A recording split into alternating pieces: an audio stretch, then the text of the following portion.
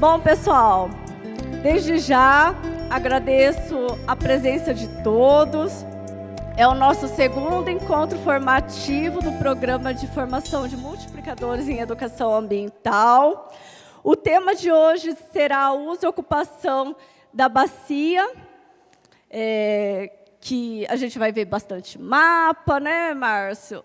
Então, a gente vai ter como palestrante o mestre Márcio, que ele é formado em Geografia e também é professor titular da Unitoledo. Esse tema de hoje ele é muito importante, porque todo o uso e ocupação que tem no entorno de uma bacia acaba influenciando na qualidade, na quantidade de água. Então, nós vamos aprender como que funciona, né? Todos os usos que tem no entorno da bacia aqui do Baixo Tietê, onde abrange os 42 municípios da bacia. A questão da vegetação, da biodiversidade, vai ser muito bacana. Às vezes, pode alguém estranhar, vai achar um pouco complicado, mas assim, não é técnica, tá, gente? São vários mapas que eu acho que o mapa fica uma forma mais fácil de passar as informações, né? De uma forma mais ilustrativa. Fica melhor do que colocar um texto. Então, eu acho que é bem melhor para visualizar como um todo. E no período da tarde, nós iremos ter a oficina com o mestre Marcelo, que ele é formado em Biologia. Tá? Então, agora, na parte da manhã, vai ser a palestra, com as informações pertinentes aí, para agregar os conhecimentos. E depois a gente vai realizar diversas oficinas para aplicar na educação e, assim, trocar a experiência, como foi no primeiro encontro. Foi super bacana aquela troca de experiência. Vocês aprenderam com a gente aprendeu também com vocês. Isso, com certeza, faz toda a diferença, não é mesmo? Então, agora, eu chamo o doutor em Geografia, Márcio, para fazer a nossa palestra do segundo encontro. Obrigada, Márcio.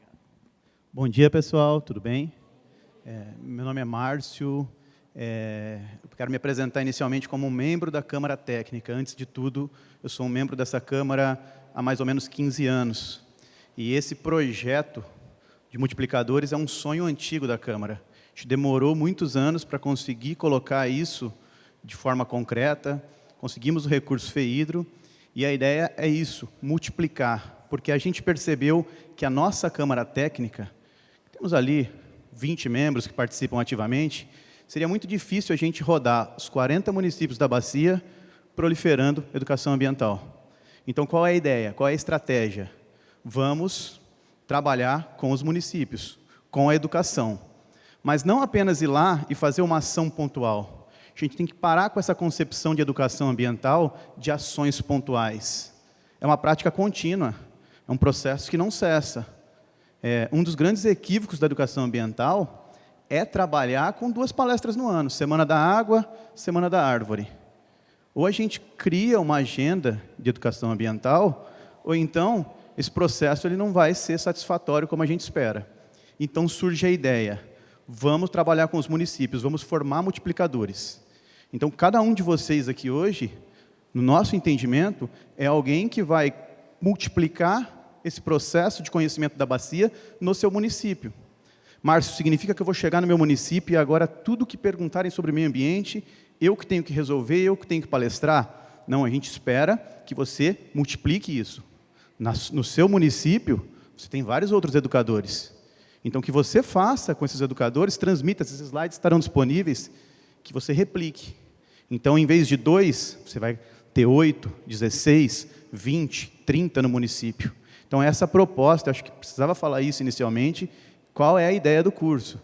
Não é divulgar a bacia, mas sim formar multiplicadores. Esse é o produto. Se é que a gente tem um produto na educação ambiental, esse seria o produto. Pessoal.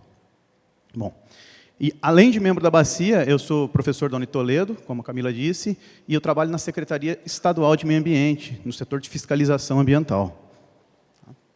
O nosso tema hoje é uso e ocupação do solo na bacia do Baixo Tietê. Tá? E antes eu quero começar com uma dinâmica. Então vamos tentar. Está difícil na educação, hoje, a gente concorrer com os celulares. Concordam? O nosso aluno é muito mais atraído por uma imagem, por uma postagem do celular, do que pela nossa fala. Então, nesse processo educacional, ou a gente começa a incrementar essas tecnologias no dia a dia, ou a gente vai começar a perder ele cada vez mais. Então, hoje a dinâmica, tanto da manhã quanto da tarde, vai ser marcada por gamificação. Então, vamos fazer uma brincadeira. Eu vou pedir agora para todo mundo. Agora é para usar o celular, né? A gente critica muito o uso do celular em sala de aula. Não, a gente quer usar o celular agora. O celular vai ser nosso instrumento de atividade. Então, são 5 perguntas sobre a bacia. Vai ter um campeão, tá? É um game. A ideia é criar essa disputa, até para atrair no início o interesse dos alunos. E a gente trouxe um brinde aqui para sortear. No final, para sortear não, né? Para premiar quem venceu o desafio. A gente vive num período de muita desinformação, num período de fake news. E aí essa obra aqui é Direitos Humanos na Era das Fake News. E um dos capítulos dele, aí eu vou fazer merchan, tá? Que quem quiser comprar tem na Amazon, tá? Um dos capítulos dele, eu tive a oportunidade de escrever, que a gente fala fake news nas eras das redes sociais e os desafios da política ambiental. Como é desafiador trabalhar com o meio ambiente em tempos de fake news. Então, vamos fazer um desafio, todo mundo com o celular. Deixa eu só... eu tenho aqui meu passador, né? Porque...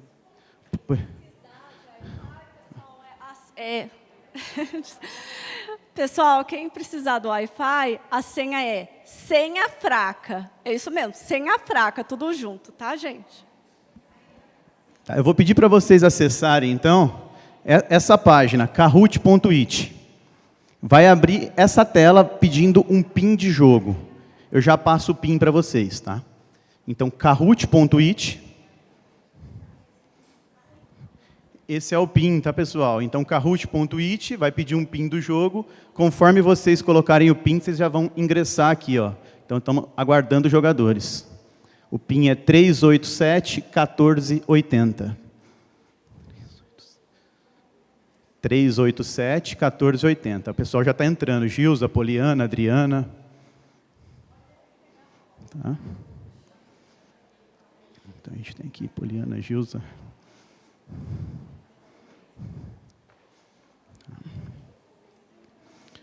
Acho que alguns de vocês já conhecem o Kahoot. Quem não conhece, ele é uma plataforma virtual, ele é uma plataforma gratuita, tá?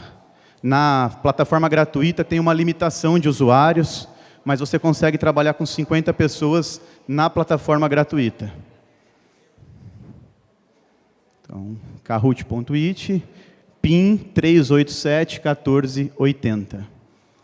E nós teremos aqui 5 perguntas sobre a bacia, para fazer aquele conhecimento prévio, aquilo que na educação nós chamamos de conhecimento prévio. Tá? Para cada questão, vocês terão 20 segundos para responder, então é importante. Só uma dica na hora da resposta, essa parte é importante. A pergunta vai estar aqui na tela. Na tela você terá cores com as alternativas. No seu celular, só aparecem as cores. Então, no celular, você não vai ter a pergunta, não vai ter o texto, vai ter só a cor certa para apertar. Então, em tela, cor e texto com a pergunta. No celular, só as cores. Como que eu pontuo nesse jogo? São 2 critérios. Eu preciso responder certo. Esse é o principal. Se eu respondo certo, eu pontuo. Só que se eu respondo certo e rápido, eu pontuo muito mais. Então, para eu chegar na pontuação máxima, eu preciso responder corretamente e com velocidade. Márcio, se eu responder com enorme velocidade e errado, você zera. Então, é importante, certo e rápido. A gente tem 32 pessoas. Vou esperar mais alguns segundos aqui, tá? Pois não?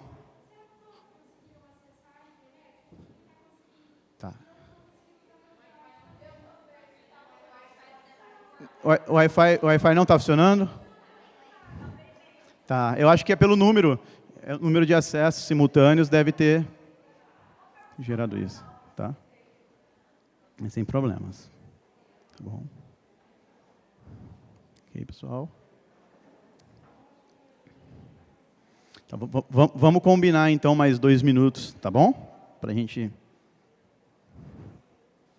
A ideia até agora de manhã é ser um teste do Kahoot. O Marcelo vai usar mais à tarde, com mais propriedade até do que eu, com uma forma muito mais interessante. Agora é só para a gente testar a ferramenta e fazer um conhecimento prévio. –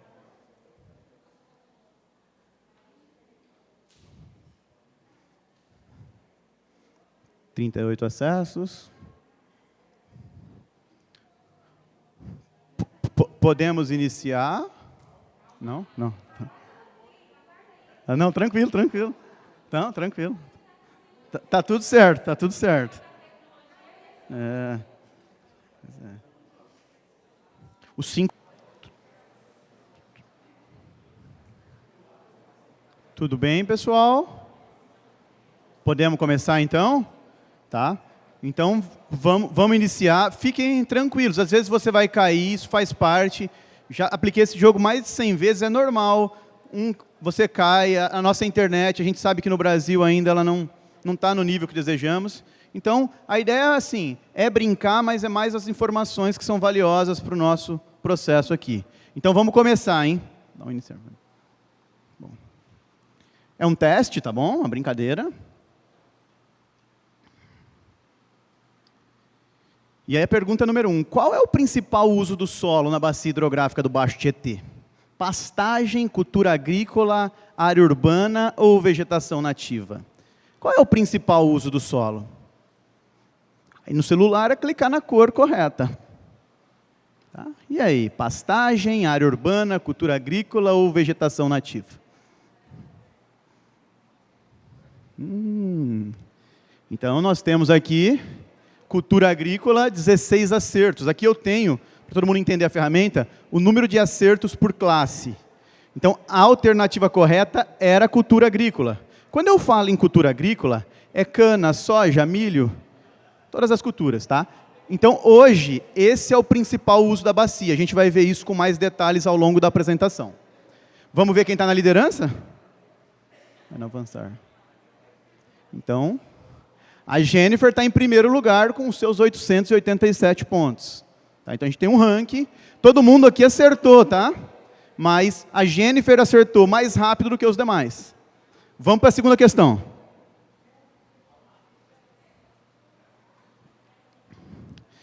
Qual é o maior município em extensão territorial da bacia do Baixo Tietê? O maior município, não é população, extensão territorial. Araçatuba, Birigui, Santo Antônio do Aracanguá ou Pereira Barreto? Maior município em extensão territorial.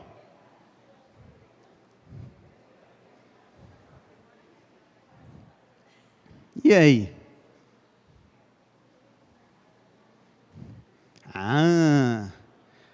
Não é Araçatuba, não é Birigui, que são polos aí populacionais. O maior município da bacia é Santo Antônio do Aracanguá. 11 acertos, então 11 pessoas responderam isso de forma correta. Vamos ver como fica o ranking. Após 2 rodadas.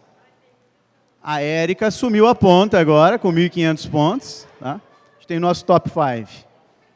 Vamos para a terceira rodada, são 5 rodadas.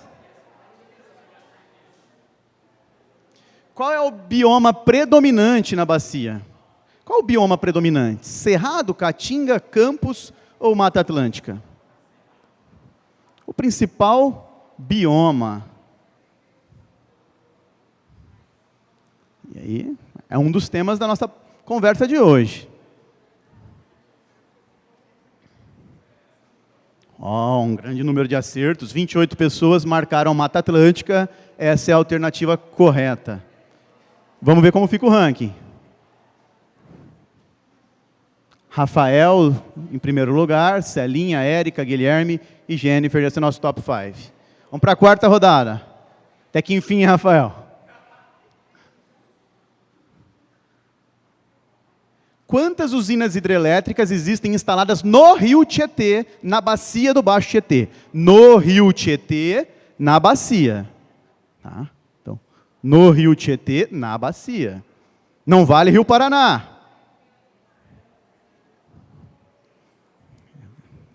Na bacia.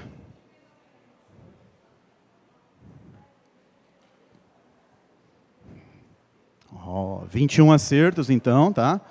Pessoal, número representativo de acertos. Nós temos a usina de Três Irmãos, em Pereira Barreto, e a de Nova Vaiandava, aqui em Buritama, Brejo Alegre. Vamos ver a classificação. Tem ainda, pessoal, Jupiá e Porto Primavera, mas elas estão no Rio Paraná.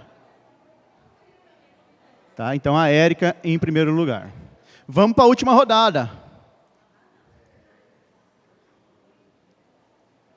De acordo com o Inventário Florestal de 2020, a vegetação da bacia é de aproximadamente...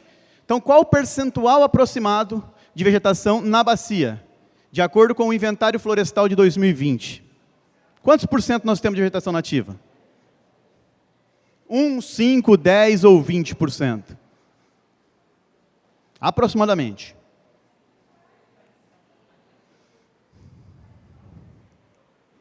Aproximadamente 10%, 10,5% oficialmente.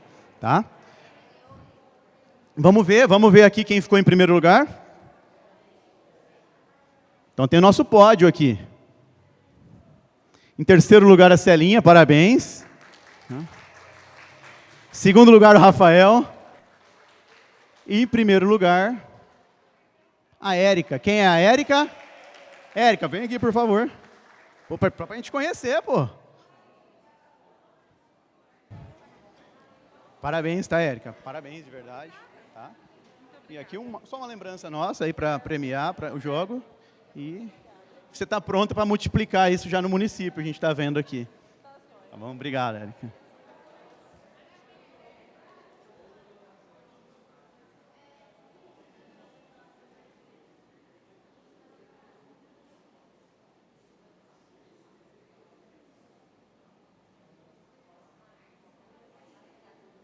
Aqui?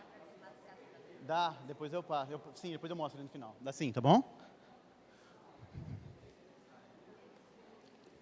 Bom, pessoal, depois dessa dinâmica introdutória, vamos falar um pouquinho agora dos dados, da proposta mesmo de hoje, que é falar sobre o uso e ocupação na bacia.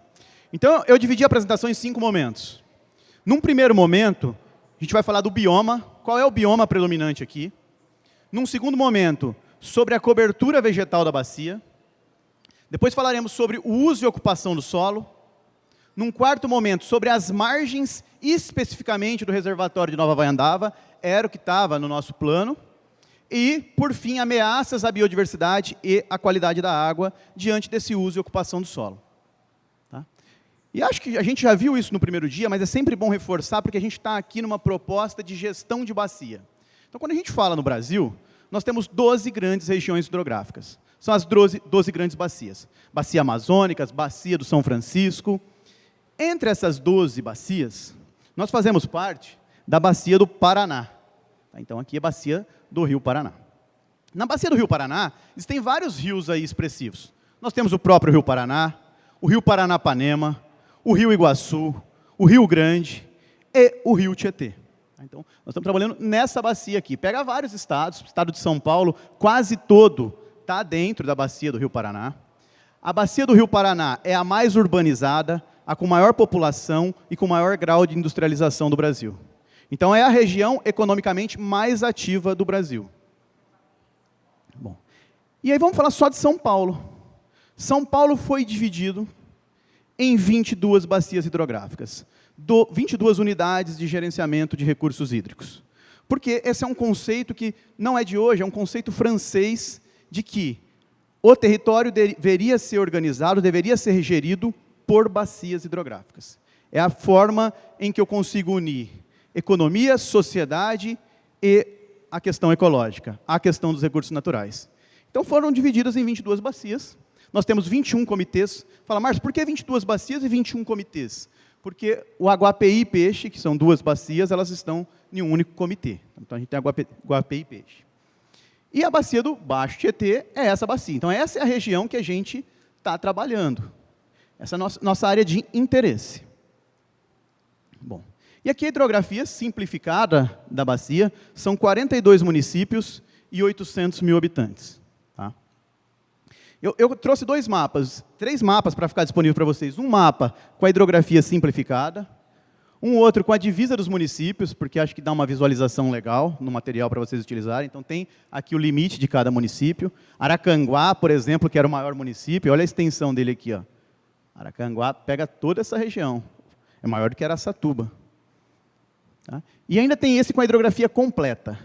Então, aqui é a hidrografia completa da bacia. Foi mapeado numa escala de 1 para 10 mil. Isso é considerado uma escala com grande número de detalhes. Foi feito pelo Instituto Geológico de São Paulo. Esse mapa está disponível para todos acessarem em um portal chamado Datagel.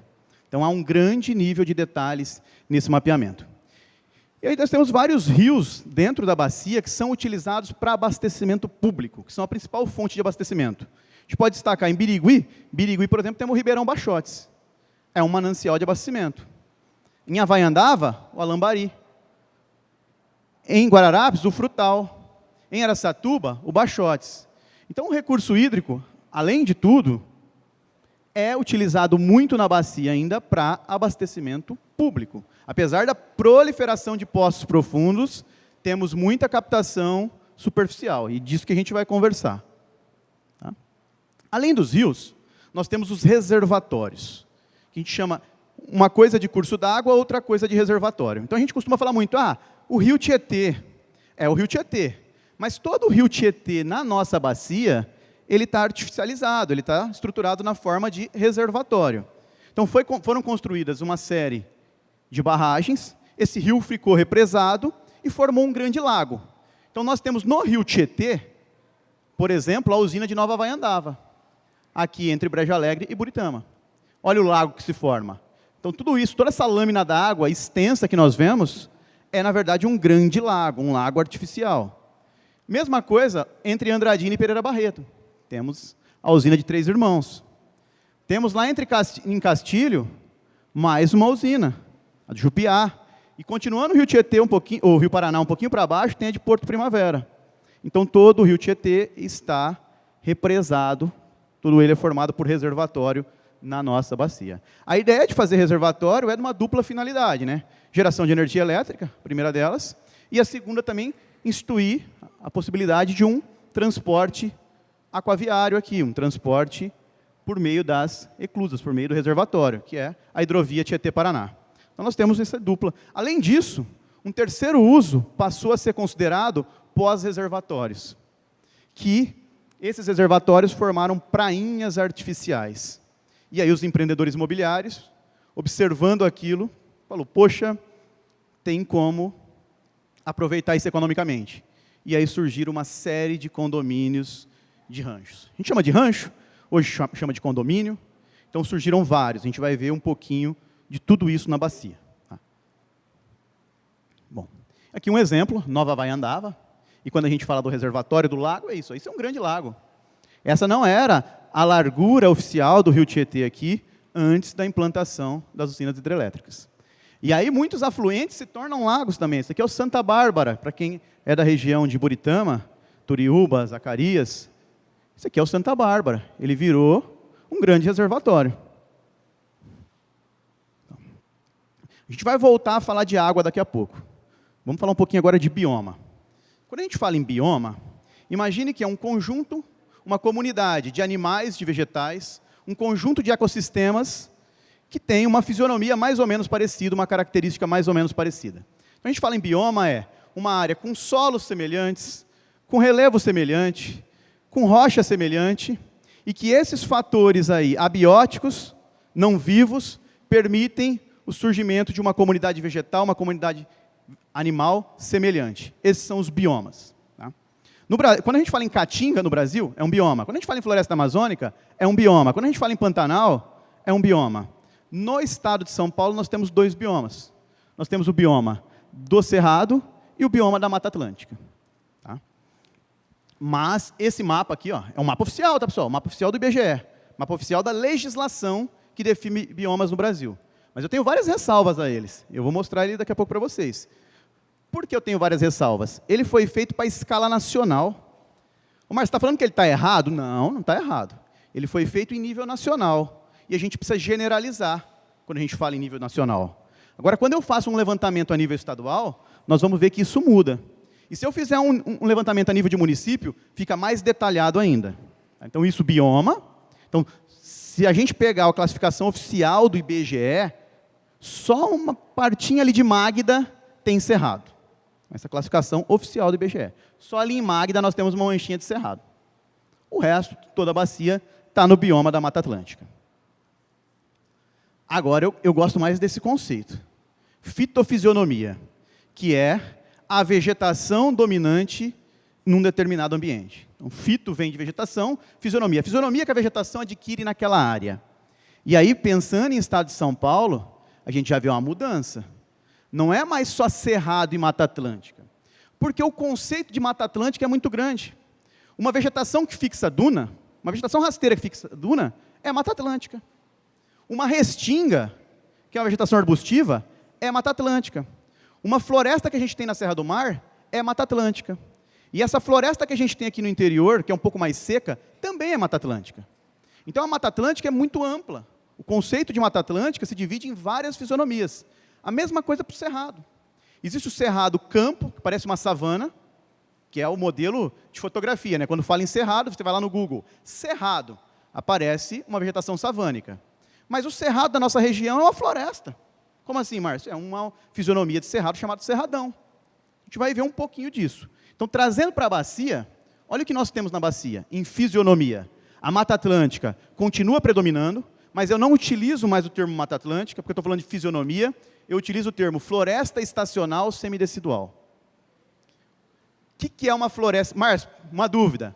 Floresta estacional semidecidual é Mata Atlântica? É Mata Atlântica, é uma fisionomia da Mata Atlântica. Mas qual é a característica dessa floresta? Bom, o termo floresta. Toda vez que eu falo floresta, eu imagino uma vegetação em que as árvores têm copas contínuas, formam um ambiente florestal. Essa é a ideia de floresta. Árvores com copas contínuas se tocando, formando um dossel, um telhado verde. Floresta.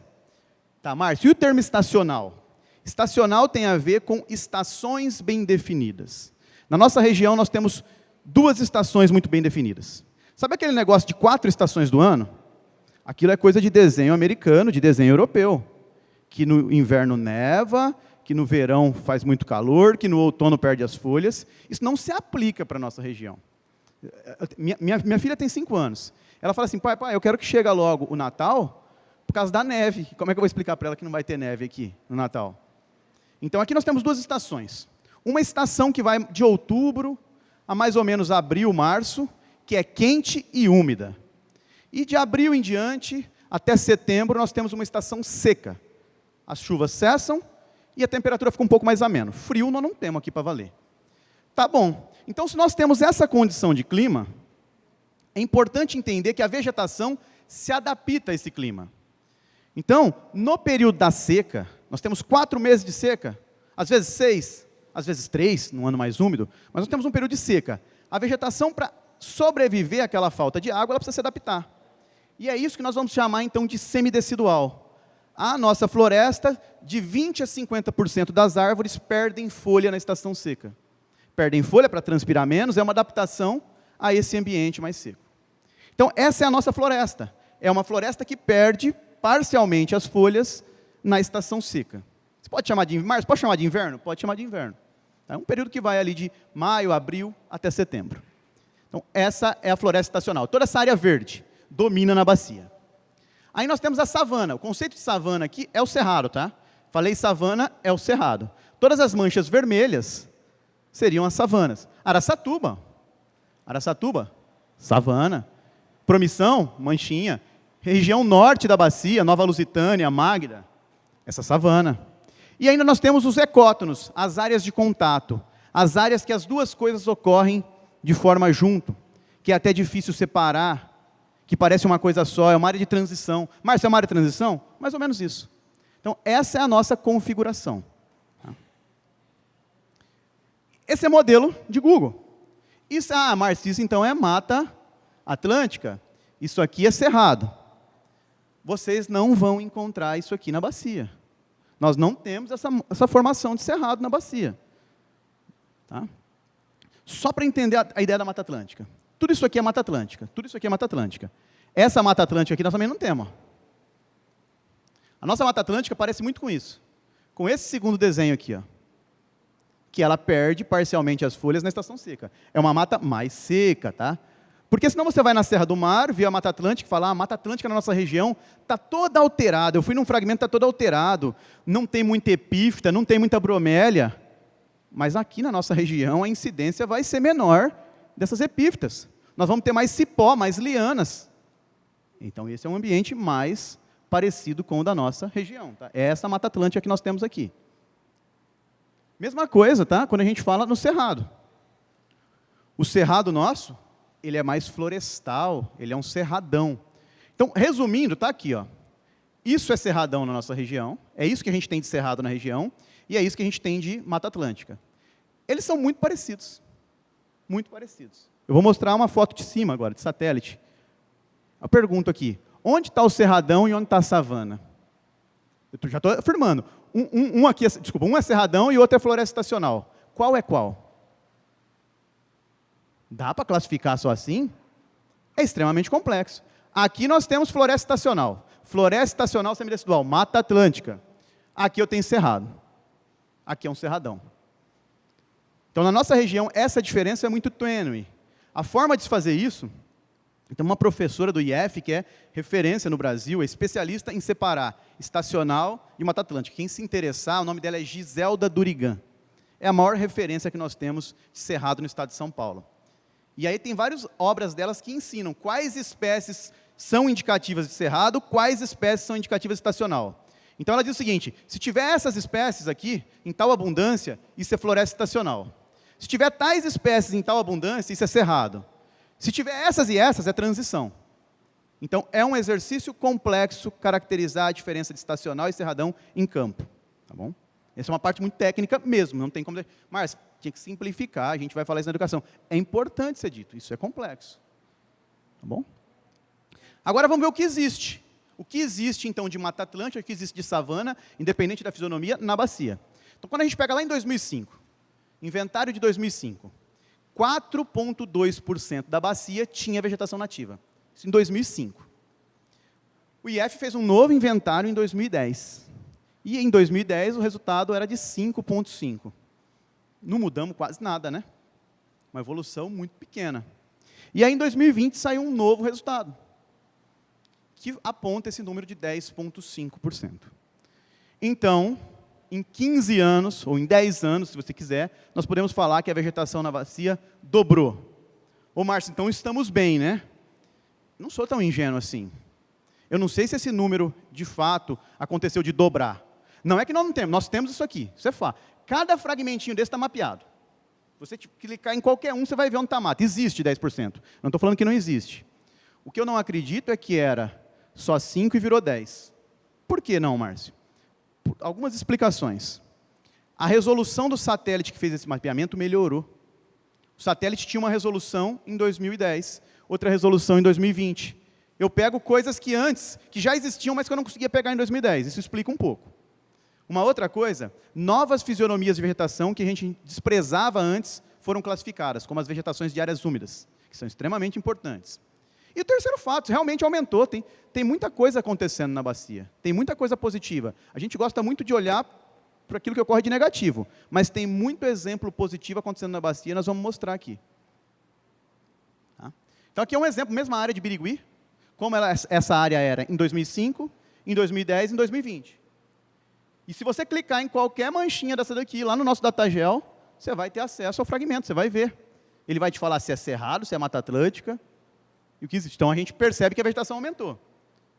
Isso aqui é o Ribeirão Baixotes de Birigui. Baixotes em 2005, um trecho do Baixotes, e um trecho em 2020. Não melhorou a situação? Nós temos uma evolução. Mas é pequenininha, ainda tem área ali sem vegetação. Ok, mas a gente não vai sair de 5% para 20% do dia para a noite. É um processo contínuo, é um processo demorado. Se a gente ganhar 0,5% por ano, já estou feliz. Em 10 anos a gente ganhou 5%. E depois a gente vai buscar mais os outros 5%. Eu só consigo chegar a 20% se antes eu chegar a 6%. Não tem como pular de 4 para 20%. É degrau a degrau. Mas, mesmo com esses dados animadores, que a coisa parece ter incremento, quando eu olho para o estado de São Paulo, a nossa região é a mais careca do estado. Isso é fato. Está consumado. Essa aqui é a nossa região. Ó. Cada manchinha dessa é um fragmento de vegetação. Nós estamos na região com menor cobertura vegetal do estado. E eu trago em dados aqui. Ó. É o ranking. No litoral norte, 87% é vegetação nativa. No Baixo Tietê, 10,5%. Tá? A gente não está na fase mais crítica, né? Já tivemos aqui, ó, abaixo de 10%. Então, hoje, 10,5%. É a bacia com menor índice de cobertura vegetal do estado. Tá? E quando a gente olha aqui, ó, um pouco do escopo da bacia, é uma realidade nossa e dos nossos vizinhos. Tá? Nossos vizinhos também não têm uma cobertura vegetal extraordinária. O Noroeste Paulista tem essa característica, de 10% a 15%. Tá? E aqui por município. Então, eu consigo ver por município. Vamos pegar os municípios mais populosos da bacia? Birigui e Araçatuba, menos de 10% de cobertura vegetal. Os dois municípios mais populosos com menor cobertura vegetal. Nenhum município na bacia tem mais do que 20% de vegetação. Nenhum município na bacia tem mais do que 20% de vegetação. E isso é uma reflexão importante. Muita gente acha que isso é vegetação nativa, mas isso não, isso é brejo, isso é área úmida. Principalmente quando você vai a campo. Quando você vai a campo, isso é um grande brejão mesmo. Ambas as fisionomias são vegetação nativa. Isso é uma vegetação florestal, em estágio médio. Isso aqui é uma vegetação de campo úmido, de área úmida, nativa, que está se regenerando. Então, ambas precisam ser conservadas. A gente trabalha no setor de fiscalização. 50% das multas, das autuações em produtores rurais, 50% são por desconhecimento da legislação. É duro eu falar isso dentro de uma Câmara de Educação Ambiental, porque a gente trabalha pra caramba, mas ainda nossos esforços não estão mudando toda essa realidade, porque se metade dos produtores não conhece a legislação, a gente precisa intensificar isso, por isso que a gente está aqui hoje, né, trabalhando. Porque para eles, mas isso não era vegetação, era uma moitinha que tinha ali, uns açapeixes, uma área encharcada, eles dizem, e isso gera autuação. E aí a Biota Fapesp, um projeto bem interessante do Estado de São Paulo, definiu as prioridades para a restauração. A nossa região é classificada como prioridade extrema. Então, é uma área de prioridade extrema para a restauração. Tá? Esse mapa eu gosto muito dele. E ele foi esquecido nos últimos anos. Na época foi muito utilizado, e faz uns 10 anos que ninguém comenta dele. E ele deveria ser o grande mapa para direcionar nossas políticas públicas de restauração. Ele é um mapa que mostra as zonas de conectividade no estado de São Paulo. O que seriam conectividades? As áreas mais importantes, pensando em restauração, as áreas prioritárias para serem restauradas, se eu pensar em conectividade de vegetação e de fauna. Então, quanto maior o número, mais próximo de 8, maior a prioridade, mais prioritária aquela área é para receber projetos de restauração. Então, nós temos áreas na bacia com classe 7, altíssima prioridade de restauração. E as áreas verdes, não que não devam ser restauradas, são menos prioritárias. Tem menos capacidade de ligar. Quando eu falo conectividade, é ligar um grande fragmento ao outro, ligar esse fragmento ao rio Tietê, formar verdadeiros corredores. Então, em áreas, quanto mais vermelho aqui, quanto mais próximo do laranja, maior a prioridade, maior o grau de conectividade que ele pode causar. Tá? Vamos tomar um gole d'água, senão... Pessoal, essa era a explanação sobre vegetação. Se alguém tiver alguma dúvida, quiser abordar agora, fica à vontade, tá? Porque agora eu vou virar a chavinha e vou falar um pouco de uso do solo. Tá.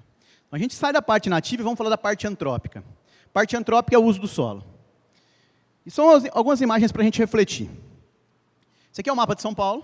Vocês sabem, nós estamos aqui, ó, manchinha vermelha, mais ou menos a região que nós estamos. Numa imagem de satélite, toda vez que a gente enxerga essas manchas claras, cinzentas, Isso significa área urbana, área edificada. Então, todas essas manchas cinzas edificadas. Então, por exemplo, quando a gente pega o estado de São Paulo e olha para a capital, para São Paulo, capital, a gente vê uma mancha cinza. Olha aqui, ó, São Paulo, capital, uma grande mancha cinza. Urbanização intensa. Quando a gente olha para o interior paulista, aqui para a nossa bacia, predomina esse verde. Márcia, esse verde é vegetação? Não. A maior parte desse verde é atividade agropecuária. Então, trazendo isso para a bacia, fica mais fácil de entender. Ó. As manchinhas claras, áreas urbanas. O azul, o reservatório e a hidrografia. Só esse verde mais escuro é vegetação nativa. Então, nós temos um predomínio de atividades agropecuárias. E o interessante é que, quando foi criada a Política Estadual de Recursos Hídricos, lá em 94, as bacias foram divididas por potencialidades econômicas. Qual é o potencial econômico de cada bacia? E a nossa região, a nossa bacia, foi definida como uma área de potencial para agropecuária. Tá? Então, essa era a vocação da nossa região. Então, isso é política pública. A partir daí, todos os investimentos vão privilegiar esse setor na região. Não tem como desconsiderar isso. É política pública. Tá? Então, aqui a nossa região, toda a vocação dela, agropecuária. Esse é o mapa de uso do solo na bacia. Vou tentar simplificar ele para você. É um mapa também que eu questiono um pouco, mas dá para a gente entender muita coisa. Tudo que está em rosa é cidade, é área urbana. Então, todas as manchinhas rosas, área urbana. Tudo que está em marrom é solo exposto. Isso é um grande problema na região, tá? Solo exposto. Tem muito solo exposto. Mas o que é o solo exposto? É o solo que foi preparado para a atividade agropecuária. Então, nós temos uma agricultura intensiva na região que expõe o solo a todo momento. E se eu pensar em agricultura tropical, isso é uma irracionalidade muito grande. Nós não deveríamos expor tanto solo como fazemos isso. Por que não, Márcio? Porque a gente expõe esse solo perto de outubro, perto do período que as chuvas se tornam mais intensas. Aí esse solo está desprotegido. A água vem, bate nesse solo desprotegido e começa a arrancar pedaços. É o que nós chamamos de erosão. As partículas de solo vão sendo arrancadas. Tá bom, mas essa chuva é muito intensa em outubro. Além de chover e arrancar pedaço do solo, ela escoa na forma de enxurrada. Então, esse solo exposto é desagregado e é transportado para os rios. Aí a gente começa a jogar para dentro do rio areia, argila, silt, jogar grãos diversos do solo. E os nossos rios vão sendo enterrados. Então, solo exposto em agricultura tropical, e aí pode ser até opinião minha, é irracional. É conceito de Ana Primavesi, tá? A mãe da agroecologia no Brasil. Não devemos ter solo exposto em área tropical. Tudo que está em amarelo é área sendo utilizada ou para pastagem ou para cultura. Quando eu falo cultura, soja, milho, cana, eu estou falando das principais. Tá? E os verdinhos são as áreas florestais, e esses verdinhos podem ser aqui nesse mapa, tanto vegetação nativa como silvicultura, como eucalipto, como seringueira, por exemplo. Aí eu vou para um mapa mais difícil ainda de entender, um mapa oficial produzido pelo comitê, mas ele me dá pelo menos quantitativos. Hoje, então, o principal uso da bacia, área agrícola, anotem aí, isso é importante, 45% da bacia, 45% da bacia é ocupado por atividade agrícola, isso pelo menos em 2014. Então, 45% área agrícola, 30% pastagem, 30% pastagem. Márcio, se fizer um levantamento hoje de 2020, o que você acha que aconteceu? Diminuiu pastagem e aumentou a área agrícola. Se eu voltasse uma década antes, se eu voltasse lá nos anos 2000, pastagens sobressaíam sobre cultura. As culturas tomaram a frente e estão ampliando cada vez mais. Então, há um crescimento das culturas. 40, quase, hoje metade, eu posso afirmar tranquilamente. Metade da bacia hoje é cultura, principalmente cana-de-açúcar. E esse aqui é o zoneamento da cana. O Estado de São Paulo zoneou a cana no estado e na bacia. As áreas em verde escuro são áreas extremamente adequadas para cana. Não tem nenhuma restrição. É área para plantar cana mesmo, segundo esse zoneamento. Do ponto de vista climático, do ponto de vista de solo e do ponto de vista ambiental, não tem restrição nessas áreas em verde escuro. Na maior parte da bacia, o uso é adequado para cana. Do ponto de vista climatológico, de solo, mas tem algumas limitações. Então, é preciso algumas práticas ambientais para que esse uso seja sustentável. Então, a bacia é adequada, mas com limitações. Eu tenho que fazer uma prática um pouquinho mais ecológica. Nas áreas em amarelo, é adequado com muita restrição, porque são justamente as áreas de incremento lá recomendadas para conectividade. Então, nas áreas em amarelo, a cana até pode ocorrer, mas as práticas ambientais têm que ser muito mais intensivas. E nas áreas em vermelho, o uso é inadequado. Não deve ser plantado cana nas manchas em vermelho. Tá? Então, esse é um zoneamento. O que eu quero mostrar com esse mapa? Que a gente tem instrumento. Se as coisas não acontecem na prática, é uma outra história, mas a gente tem muito instrumento de gestão. Tá? Aí vamos falar só do reservatório. Nova Vaiandava. Reservatório de Nova Vaiandava. Tá? Então, barragem, reservatório. No ano de 2010, foi feito um relatório dos usos de ocupação nessas margens.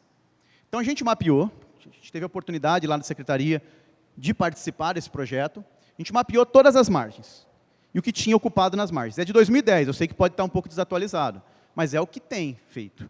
Quem sabe agora, nessa década, a gente não atualiza esses dados. Então, aqui, a extensão de margem, não é esse daqui que eu quero mostrar. A extensão de margem de cada município que está no reservatório, e a ocupação. O município com maior ocupação de área marginal é Buritama.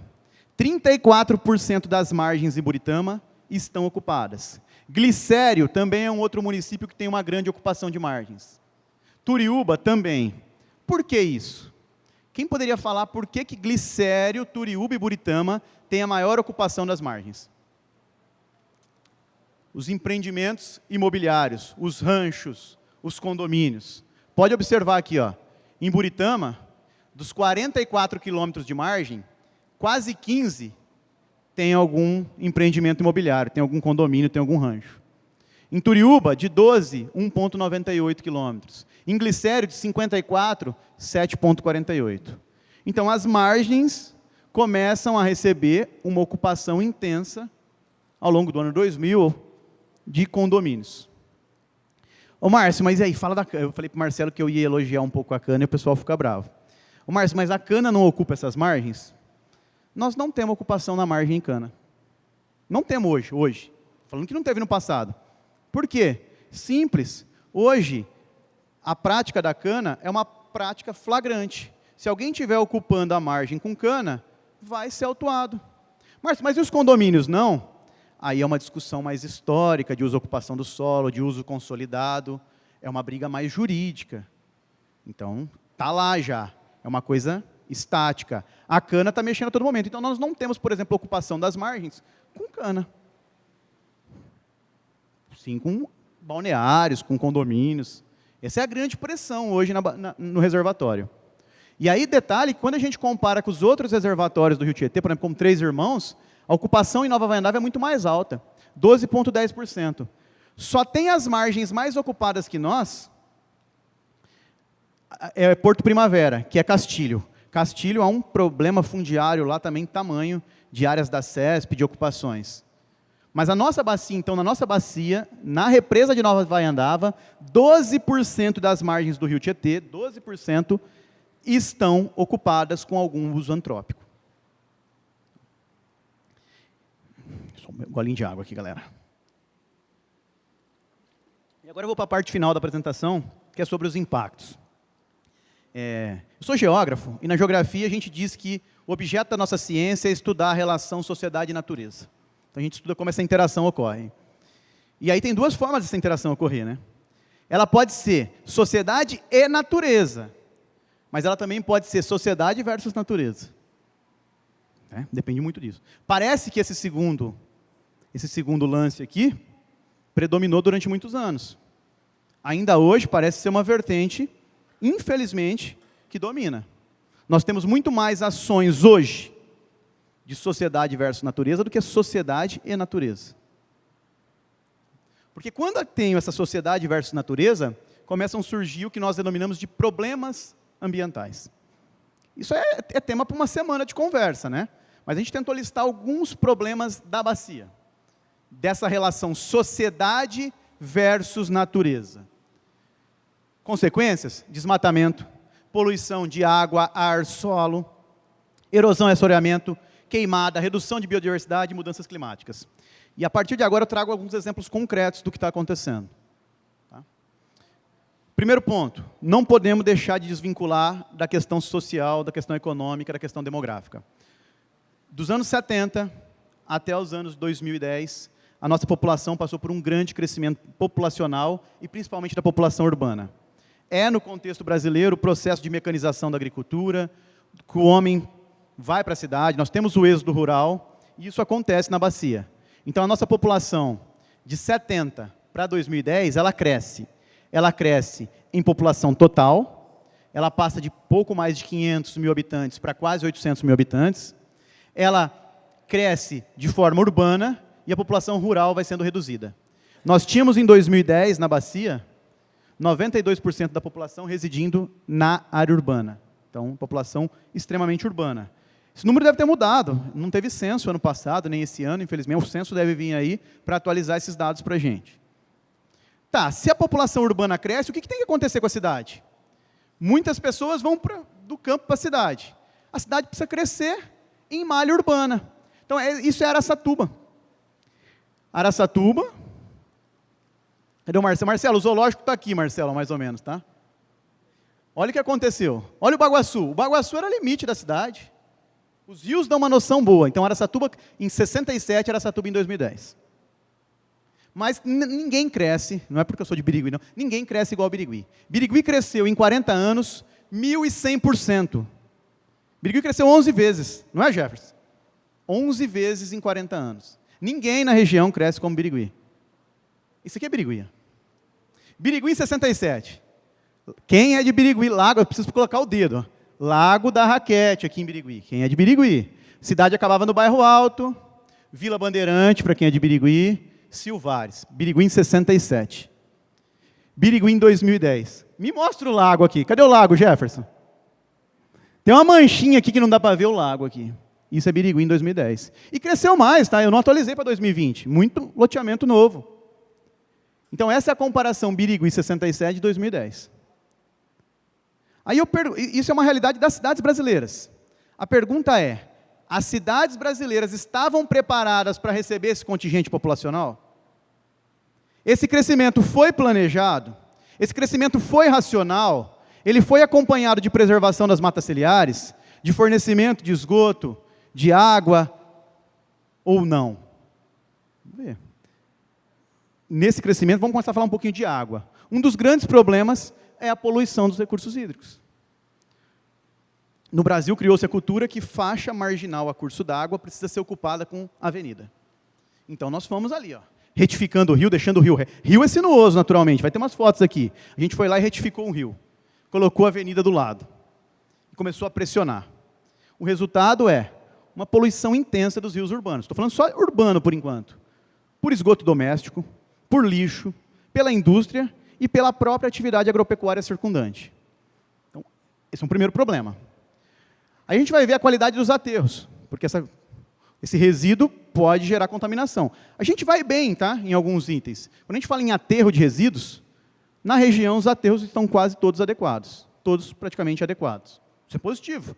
Esse mapa nem sempre foi verdinho assim. Quando a gente olha também tratamento de esgoto, tá ok a maior parte da bacia. Esse mapa nem sempre foi assim. Até 2010, Birigui e Itapura não tinha tratamento de esgoto. Vocês têm noção que em 2010, Birigui e Itapura não tinham tratamento de esgoto. Tá? E qual é a consequência, então, sobre os recursos hídricos? A gente tem contaminação, diminuição de qualidade e quantidade, começa a faltar água para abastecimento público e comprometimento da vida aquática. Isso é São Paulo. Vou falar um pouquinho de São Paulo agora, eu sei que não é da bacia. São Paulo deteriorou tanto seus recursos hídricos que hoje a água que abastece São Paulo viaja 50 quilômetros. É como se aqui em Birigui a gente tivesse que trazer água para abastecer a população lá de Penápolis. Então, a água viaja 50 quilômetros para chegar e abastecer São Paulo. E aí, qual é a grande contradição? Em 2014, tivemos uma crise hídrica no estado. E, pasmem, o Rio Tietê tinha água. São fotos do Rio Tietê tinha água em 2014. Lá no Rio Tietê, na cabeceira, não faltou água. O Rio Tietê tinha água. Mas São Paulo, a água do que São Paulo se abastece não é do Rio Tietê. Vai lá do sistema Cantareira. Olha como estava o sistema Cantareira em 2014, algumas regiões, e olha como estava a água do Rio Tietê. Veja o tamanho da racionalidade. Onde eu tenho a substância, água, eu não consigo usar, porque ela não tem as propriedades físicas e químicas adequadas para o abastecimento público. E onde ela está, eu acabei com a minha, então eu poluí toda a água que eu tenho aqui e vou buscar de longe, e aí esgoto lá também. Isso é falta total de educação ambiental. Quando eu falo educação ambiental, é da conscientização que a educação ambiental promove. Porque a gente vai culpar sempre aqui, ó, isso é culpa do político, da indústria, a gente sempre vai culpar alguém. Mas quem é o político? Quem é a indústria? É a sociedade, somos nós. Ora nós estamos como governo, ora nós estamos como professores, ora como industriais, ora como políticos. É um problema do todo. Não dá para apontar, não, é falta de gestão municipal, tudo bem. Mas os gestores municipais estão lá por quê? Porque nós escolhemos. Então é uma escolha social. Se a gente tem uma conscientização que cobra disso, as coisas podem mudar. Eu não aceito mais isso. Esse é o papel da educação ambiental. Eu não aceito mais que o lixo seja disposto de forma irregular. Eu não aceito mais que se construa avenida em curso d'água. Se ninguém comprar um loteamento que construa avenida em curso d'água, os loteadores não vão fazer mais isso. Mas é uma conscientização maior. Eu posso estar sendo utópico aqui, né? Mas é por aí. Aí, para não falar que é só em São Paulo, isso aqui é em Araçatuba, na crise hídrica, em 2014. Lógico. Uhum.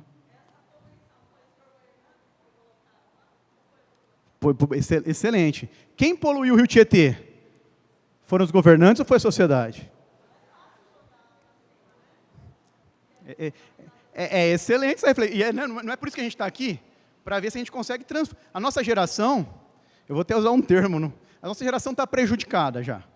Mas e a próxima que vem aí? Será que a gente não consegue, então, aprender com nossos erros e dar um direcionamento melhor? Essa é uma reflexão importante, né? E aí, quando a gente fala em crise hídrica, todo mundo, Araçatuba, Birigui, crise hídrica. Em 2014 aconteceu, isso acontece sempre. Isso, de tempos em tempos, nós temos um problema desse. Tá? E aí, vamos... Pois não.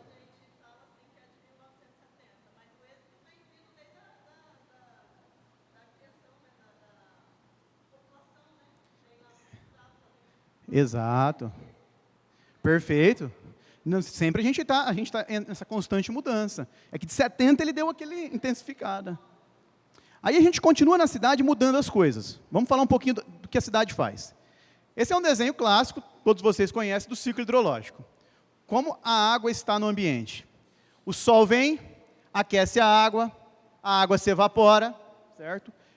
Se eleva até uma determinada altitude, lá se resfria, chove. Esse é o ciclo da água. O problema é, a hora que a água chega no solo, o que acontece? Então, o ciclo hidrológico nós conhecemos, né? Evapora, vira nuvem, chove. Tá, mas nesse ciclo, quando chove, o que acontece com a água? Ela tem dois caminhos. Ou ela pode infiltrar, ou ela pode escoar. Quando o solo for permeável, essa água vai infiltrar. Vai abastecer lençol freático. Tá? Quando essa água não infiltra, quando nós temos uma superfície impermeável, ou um solo compactado, não precisa nem ser concreto, pode ser um solo compactado, essa água escoa, ela vira enxurrada. Tá? E aí, olha, quando a gente compara campo com cidade. Numa área florestal, 90% da água infiltra no solo. Abastece lençol freático. Numa área urbana, 10% só infiltra. 90% escoa, 90% vira enxurrada. E aí eu vou fazer uma outra crítica à educação ambiental agora. Me permitam. Quantas palestras eu já participei que dizem assim, o problema das inundações nas cidades é porque a população joga o lixo na rua e entope o bueiro. Quem já ouviu essa fala? Entope o bueiro. Eu pergunto, que bueiro? As nossas cidades não têm galeria, quase nenhuma. Não existem bueiros na cidade. Podemos rodar qualquer cidade da região. Ver quantas ruas da cidade tem bueiros. Falta a galeria pluvial. Isso é um grande mito. Se jogar lixo ou não jogar lixo, vai inundar a maior parte das cidades. Porque elas estão totalmente impermeabilizadas. Então, o maior problema das inundações não é o lixo, não. É a excessiva impermeabilização do solo. A gente está brigando no campo errado. A gente tem que brigar para cobrar mais área verde, mais mata ciliar, mais arborização urbana. Porque aí a gente cria superfícies permeáveis. para essa água infiltrar? Porque eu não posso falar do lixo, não tem galeria. Eu não posso falar está entupindo o bueiro. Vamos dar uma volta no centro de Birigui. Não tem um bueiro. Então, essa água vai virar enxurrada. E se a gente tivesse parques, calçadas ecológicas, essa água infiltraria. Márcio, você vai falar que tudo isso vai acabar com a inundação? Não sei se vai acabar, mas vai minimizar, vai mitigar. Tá? E o mais louco de tudo é que desde 1965, nós temos uma lei que diz que o entorno de nascente, o entorno de rio, é a área protegida, é a área de preservação permanente. Então, são as APPs. No meio ambiental, nós chamamos isso muito de APP. Então, essa lei é complexa, mas resumindo, nascente, todo entorno de nascente, 50 metros é protegido por lei. Tá? 50 metros no entorno, um raio, é APP. Curso d'água com até 10 metros de largura, 30 metros. Essas áreas não podem ter ocupação antrópica. Márcio, mas eu vejo um monte por aí, eu também. Mas isso é lei desde 65. Essas áreas deveriam ser ocupadas por uma vegetação florestal, por um negócio chamado mata ciliar. Diz a lenda que o termo ciliar faz uma referência aos nossos cílios. Assim como nossos cílios protegem os olhos, a mata ciliar protegeria o rio. Então, as áreas ciliares, aqueles 30 metros, aqueles 50 metros, deveriam estar com mata ciliar. Mas isso não acontece na prática. O que a gente faz é, tira a mata ciliar e ocupa.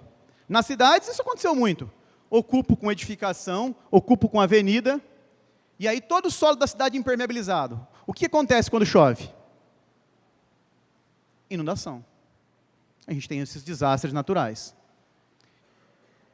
Qual é a síntese disso? É que todos esses problemas ambientais nada mais são do que problemas de uso e ocupação do solo. É a forma como a gente ocupa o solo que vai gerar mais ou menos problema ambiental. E aí na cidade a gente adora fazer isso. Um rio natural, o leito dele é marcado por pedras, por solos diferentes, por raízes, então a velocidade da água é uma. Os rios também, eles são sinuosos, eles não são retinhos na natureza. O que a urbanização faz? Retifica e canaliza canal. Por que faz isso, Márcio? Por N motivos. O primeiro motivo, para o empreendedor imobiliário, isso é ótimo. Ele deixa o rio retinho, ganha mais espaço para lote, coloca uma avenida ali, aumenta o fluxo de circulação. Para ele é ótimo. Para nós, não. Porque essa área aqui, ó, no entorno do rio, nós chamamos de várzea. A várzea é naturalmente ocupada por um rio no período da cheia. Ainda mais num clima como o nosso. O que nós aprendemos sobre o clima aqui no começo? Que tem uma estação seca e depois vem uma estação úmida. Poxa vida, então quer dizer que lá em janeiro, dezembro, vai chover muito na minha região, né? Vai. O seu rio não vai comportar toda aquela água. E naturalmente ele extrapola. Esse é o conceito de planície de inundação. Isso é a várzea no entorno de um rio. Mas aí nós tiramos essa várzea e colocamos cidade. O resultado vai ser as inundações. Mais um problema de uso e ocupação do solo. Nós aceitamos isso, todos nós, ao longo do nosso processo. A minha preocupação é a próxima geração. Nós vamos fazer alguma coisa para mudar, para que ela não aceite mais isso, ou já que está assim, vamos deixar continuar? São provocações mesmo, eu não sei. O que a gente faz é isso. Ó. Rio que era curva, a gente retifica, ocupa, e aí quando chove, nós temos as inundações. Não tem figura mais didática para a gente entender o que acontece com os rios brasileiros em áreas urbanas. Aqui era Araçatuba, esse aqui foi o Marcelo que fez essa obra, hein? É brincadeira, né, Marcelo? Mas aqui, ó, é um problema. É João Arruda Brasil, Marcelo, aqui, João Arruda Brasil, em Araçatuba, esbarrancamento de margem. Márcio, é fácil. Isso aqui é Birigui, isso aqui é a foto mais tradicional de Birigui. Todo lugar que eu vou, eu mostro e ninguém acredita. Isso aqui é um rio, tá, pessoal? Córrego da piscina. É um rio mesmo. Pois é. Aqui, e aí uma grande solução que aparece na engenharia. Tá? Isso aqui eu posso criticar porque eu participei desse licenciamento. Tá? Eu era da prefeitura quando isso aconteceu, então eu posso apontar o dedo para mim. Não estou falando de ninguém, não, estou falando de mim mesmo. Participei desse processo aqui. Nós tínhamos um problema de inundação em Birigui. Então qual é a ideia? Manuais de engenharia. Sabe o que você faz? Manual de engenharia. O que você faz para resolver o problema de inundação? Deixa o rio mais profundo e alarga ele, que resolve o problema. É um copo, eu tenho um copo de 200 ml, eu vou pegar um copo de 500. Então vai caber mais água, acabou as inundações. Vamos licenciar, né, Gerson? Vamos gastar dinheiro. Então fizemos aqui, ó, largamos, o rio tinha essa dimensão, nós deixamos ele mais largo. Beleza, essa região aqui. Tá bom. Só que o uso e ocupação do solo é dinâmico. A bacia não é estática. Os cálculos que nós fizemos em 2010 estavam certinho. Comportariam aquela água. Só que o uso do solo é dinâmico. Essa região aqui de Birigui passou por um grande processo de incorporação imobiliária. Vários loteamentos surgiram aqui. Uma rodovia foi duplificada. Uma rodovia duplicada, o volume de água que ela gera é enorme. Então, em 2010 nós resolvemos o problema. Só que a cidade continuou crescendo. Mais áreas impermeáveis, mais edificações. Olha qual foi o resultado alguns anos depois. 3 anos depois. Nossa ideia, aqui foi o lugar que alargamos. Ó. Márcio, lá atrás, se você voltar, você faria igual? Na época a gente achou que estava certo. Então qual que é o caminho? O caminho é esse. Ó. Porque a gente tem que falar da parte que a gente acerta. A gente erra, mas a gente também acerta. Isso aqui é um curso d'água e esse é um loteamento. Aqui, em vez de fazer a avenida na beira de curso d'água, o que a gente fez? Isso aqui vai ser a APP, vai ser a área verde de condomínio. Aqui eu não vou ter inundação. Está resolvido o problema da inundação. Por quê? Todo o entorno do meu curso d'água está com área verde. Então, é aprendendo.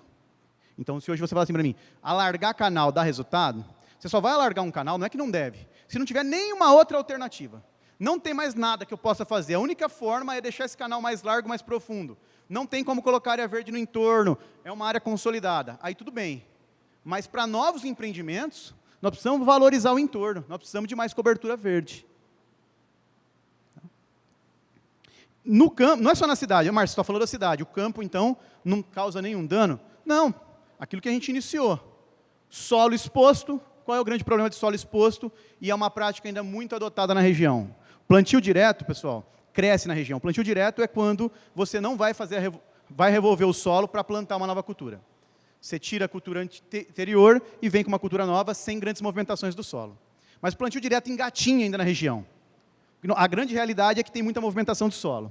Quando o solo é movimentado e fica exposto, vem a chuva, partícula desagregada, isso transforma em enxurrada, e aí nós temos o assoreamento do rio. Assorear o rio, a forma mais fácil de entender, estou enterrando o rio. Isso é assorear o rio. O rio está sendo enterrado por sedimentos que são carregados. Se eu tenho mata ciliar, ela ajuda a conter isso. E há algumas realidades da região. Tudo foto da região, tudo foto da bacia. Cadê a mata ciliar aqui? Isso é um rio. Mas isso é um rio? É um rio. Mas eu não estou vendo quase o leito, realmente, porque ele está assoreado. Essa é a imagem. Aí o produtor geralmente fala assim para a gente, lá no setor de fiscalização. Não, mas lá não é um rio, não. É uma pocinha de água que fica ali. Mas essa pocinha de água, ela foi formada por conta do assoreamento. Se as margens fossem protegidas, ele voltaria a ser um curso fluente. Mais ocupações, ó. Ocupações marginais. Ocupações por rancho, que nós comentamos. Isso é um rio, em Andradina. Alguém de Andradina aqui? Isso é um rio em Andradina. Cadê o canal, Márcio? Também não sei.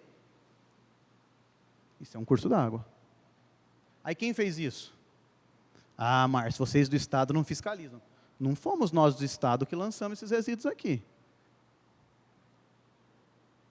Mais rio, tudo da região. Glicério aqui.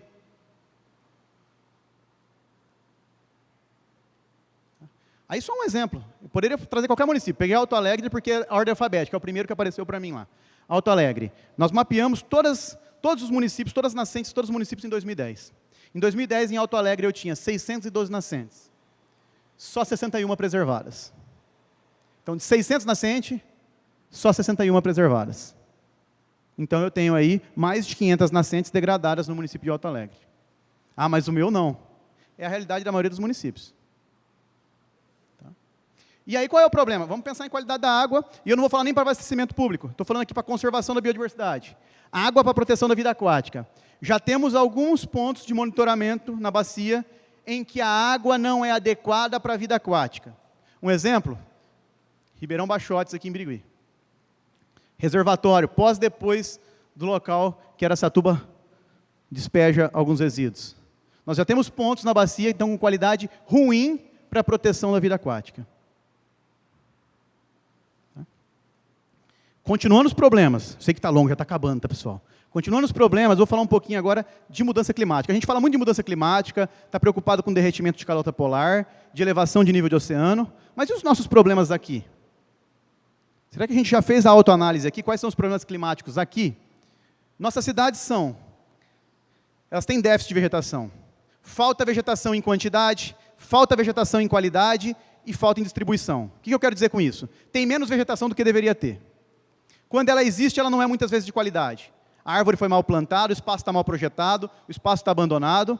E mesmo quando ela existe em qualidade, está mal distribuído. Alguns bairros têm mais vegetação, outros menos. Então, são 3 problemas. Tá? Em Birigui, em 2010, nós fizemos esse levantamento, Birigui tinha 7,75% de vegetação em 2010, de árvore, na cidade, na área urbana. Tá? Dava mais ou menos 36 metros quadrados por habitante. 36 metros de árvore por habitante. Isso em 2010. Fizemos para o centro de Araçatuba, Marcelo até foi parceiro aqui nesse projeto, 5%. O centro de Araçatuba tem menos de 5% de cobertura vegetal. Isso é considerado na literatura como uma área semelhante a um deserto. Os desertos têm menos de 5% de vegetação. Então, o centro de Araçatuba é um deserto florístico. Tá? São Paulo. No mesmo dia em São Paulo, capital, nós tínhamos 8 graus de variação de temperatura. Área central da cidade, 32 graus. Área rural, 24 graus. Por quê? As cidades tiram vegetação. As cidades concretam o solo. Então, eu mudo os materiais de uma cidade, tiro a vegetação, que é um regulador térmico, e as cidades começam a formar ilhas de calor. Aí alguns vão dizer assim, mas isso é São Paulo, Márcio. Então, vamos ver na região. Araçatuba. Então, monitoramento em Araçatuba. Araçatuba, 3 graus de variação entre o centro e bairros periféricos. Há uma variação de temperatura em Araçatuba, 3 graus em centro-periferia. Periferia, temperaturas mais amenas e centro mais quente. Tá? Aqui Birigui, umidade também. A umidade chega a variar quase 10%, da periferia para o centro. Então, o que eu quero concluir com isso? O centro da cidade é a área mais edificada, a área mais quente e a área com menos umidade. Qual que é o resultado? Zonas de desconforto térmico.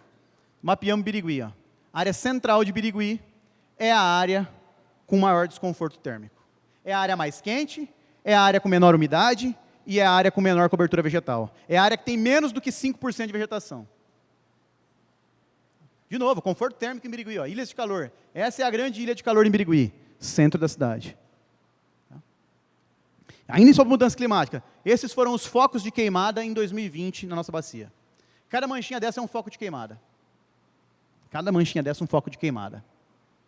Sabe quantas queimadas nós tivemos em Pereira Barreto, em 2020? Só em 2020, por um satélite. Mais de 100 focos de queimada em Pereira Barreto. Pereira Barreto teve mais de 100 focos de queimada em um único ano. Qual que é o resultado de uma queimada? Está vendo esse fragmento aqui? Estágio médio, tá? Guararapes, estágio médio. É uma área antes do fogo. Olha o que acontece depois do fogo. É a mesma área. Antes e pós-fogo. O interessante, o pasto se recuperou. Mas a vegetação. E a espécie exótica dominando agora? Tem viabilidade? Essa área vai ser recuperada? Não sei, a gente está monitorando agora. A gente firmou lá alguns pactos para restaurar essa área. Vamos ver se vai dar certo. Porque desculpa o merchan agora, eu preciso falar um pouquinho, nos últimos 5 minutos agora, de coisas boas que acontecem na bacia. E não posso deixar de falar, enquanto representante do Estado, que o Estado não está de braço cruzado. O Estado tenta fazer aquilo que a gente tem estrutura para isso. Então, eu, enquanto funcionário público, concursado do Estado, tento, junto com os meus parceiros, atuar para as coisas acontecerem positivamente. Nós temos alguns programas lá. Isso aqui é todas as multas que foram realizadas em 2020 na bacia. Cada bolinha dessa é uma multa. Para vocês terem uma noção, nós somos ali em 15 funcionários, em 15 técnicos, em 15 fiscais para 92 municípios. São 15 fiscais para 92 municípios. E só na bacia, esse foi o tanto de autuação que a gente confeccionou em 2020. Mas você está orgulhoso disso, falando que... Não, eu estou extremamente decepcionado com isso. Porque se a gente tivesse uma sociedade com todas as competências adquiridas em relação à educação ambiental, essas autuações seriam muito pontuais. Nós não teríamos tantas infrações ambientais. As infrações ambientais são um bom indicador de quanto a gente ainda precisa avançar em educação ambiental. Essas são as áreas em recuperação. E olha que interessante, tudo que está em verde, que está em rosa, são áreas em recuperação, ou porque o cara foi multado, ou porque ele adquiriu uma licença na CETESB. Tinha 3 projetos voluntários na bacia, pessoal. Só 3, não nem aparecendo aqui, 3. Então, a maior parte das áreas que são recuperadas no estado hoje, são porque alguém foi multado e é obrigado a reparar o dano, ou porque ele conseguiu a licença para alterar um rio, para cortar uma árvore, alguma coisa, e precisa fazer a compensação. O sonho é que todo esse mapa aqui tivesse uma bolinha diferente, uma bolinha azul, que nós chamássemos ações voluntárias de restauração. Porque a gente ia falar, poxa, está recuperando vegetação nativa e é voluntariamente. Mas, infelizmente, 99% dos projetos de restauração são por multa ou por licença. Mas tudo isso é ruim, Márcio? Não, a gente tem ganhado. Isso aqui é uma bacia em Turiúba, o tanto que evoluiu de cobertura vegetal em 10 anos. Nós monitoramos essa bacia. Entre 2000 e 2011, eu tinha lá 297 hectares de vegetação nativa. Passamos a ter 638 em 10 anos. Dobramos a vegetação dessa bacia. Isso não é positivo? Tem coisa ruim acontecendo, mas todos os exemplos são ruins. Tem muita gente trabalhando sério. Quantas pessoas a gente conhece aqui? Ó? Eu estou 15 anos aqui no comitê. Cruz, Jefferson, Camila, Elisa, Marcelo, Adriana. Quanta gente fazendo coisa legal. Então a gente precisa divulgar isso. Projetos do Estado. Isso não é legal? É a mesma área. São 10 anos de diferença. São ações interessantes que acontecem. Tá? Ó. Esse aqui foi o Mata Ciliar, tá, pessoal? Foi em Gabriel Monteiro esse projeto, um projeto do Estado. Esse aqui é um projeto que tem a ver com etanol verde. Ó. Melhorou. CESP, obrigações da CESP. Ó. Como era, como ficou. Esse aqui é um projeto muito legal, que era um projeto voluntário, chamava Adote uma Nascente. A secretaria dava a muda e o produtor adotava e cuidava dela. É de Birigui, foi um voluntário. É pequenininho esse projeto. Você fala, Márcio, você vai trazer um projeto desse pequenininho? Eu acho bacana porque foi natural. E foi pensando em água. Ele diz o seguinte, eu gosto de criar tilápia aqui. E do jeito que está, eu estou tendo problema na criação, eu preciso melhorar a água. Então, voluntariamente, ele adotou. Tinha um outro interesse? Tinha, mas foi voluntário. E aí ele começou a trabalhar aqui. Ó. Olha a cor da água. Água turva, água escura, muito sedimento sendo carregado. Com o passar dos anos, ele foi restaurando voluntariamente. E detalhe, nesse reservatório ele não tem APP. A lei dispensava ele ter APP, nem APP ele tinha. Ele nem tinha essa obrigação. É um projeto voluntário, como está a bacia hoje. Ele restaurou uma nascente. Ele tirou o gado e restaurou. Essa área era ocupada por gado antes. Isso é uma ação voluntária, uma ação importante. Esse cara chama Pedro Serra. São vários Pedro Serras que nós queremos. Isso aqui é assentamento Chico Mendes, em Araçatuba. Esse é o meu queridinho de projeto. É o projeto que eu mais gosto, porque eu participei lá, desde a seleção do agricultor, a compra da semente, até vender o produto, que é o queridinho da nossa Câmara. Tá? A nossa Câmara, eu vou contar para vocês, a gente tem uma paixão por agroecologia, a gente defende sistemas agroflorestais, a gente tem um fórum de agroecologia, e essa é a grande bandeira da nossa bacia, então não posso deixar de fechar com ele. Áreas que eram pasto degradado e que viraram agrofloresta. O que é uma agrofloresta? Tentando resumir, ser mais sucinto possível. É quando eu intercalo produção agropecuária com árvores nativas, em um sistema sustentável de manejo. Tentando ser o mais simples possível, é muito mais do que isso a agroecologia. Antes só tem um FEIDRO. Cadê o Edmar? O Edmar está aí? Que é a Câmara do Edmar, que lá em Havaiandava, é a Câmara trabalhando de recursos naturais. É uma área de abastecimento público, ó. E a gente está reflorestando. O processo está em curso. É o comitê trabalhando. Essa era a situação das pastagens do Chico Mendes. Então, pegamos várias áreas, ó, e viraram sistemas agroflorestais. Várias. É floresta com cultivo agrícola. Tá? E aí eu sou da escola Paulo Freire, então quem não gosta que me perdoe, então tentei parafrasear ele. A educação ambiental não transforma o mundo, de fato, mas ela vai mudar as pessoas. E essas pessoas podem, sim, transformar esse mundo. Beleza? Obrigado pela atenção e desculpa pelo tempo alongado aí, pessoal.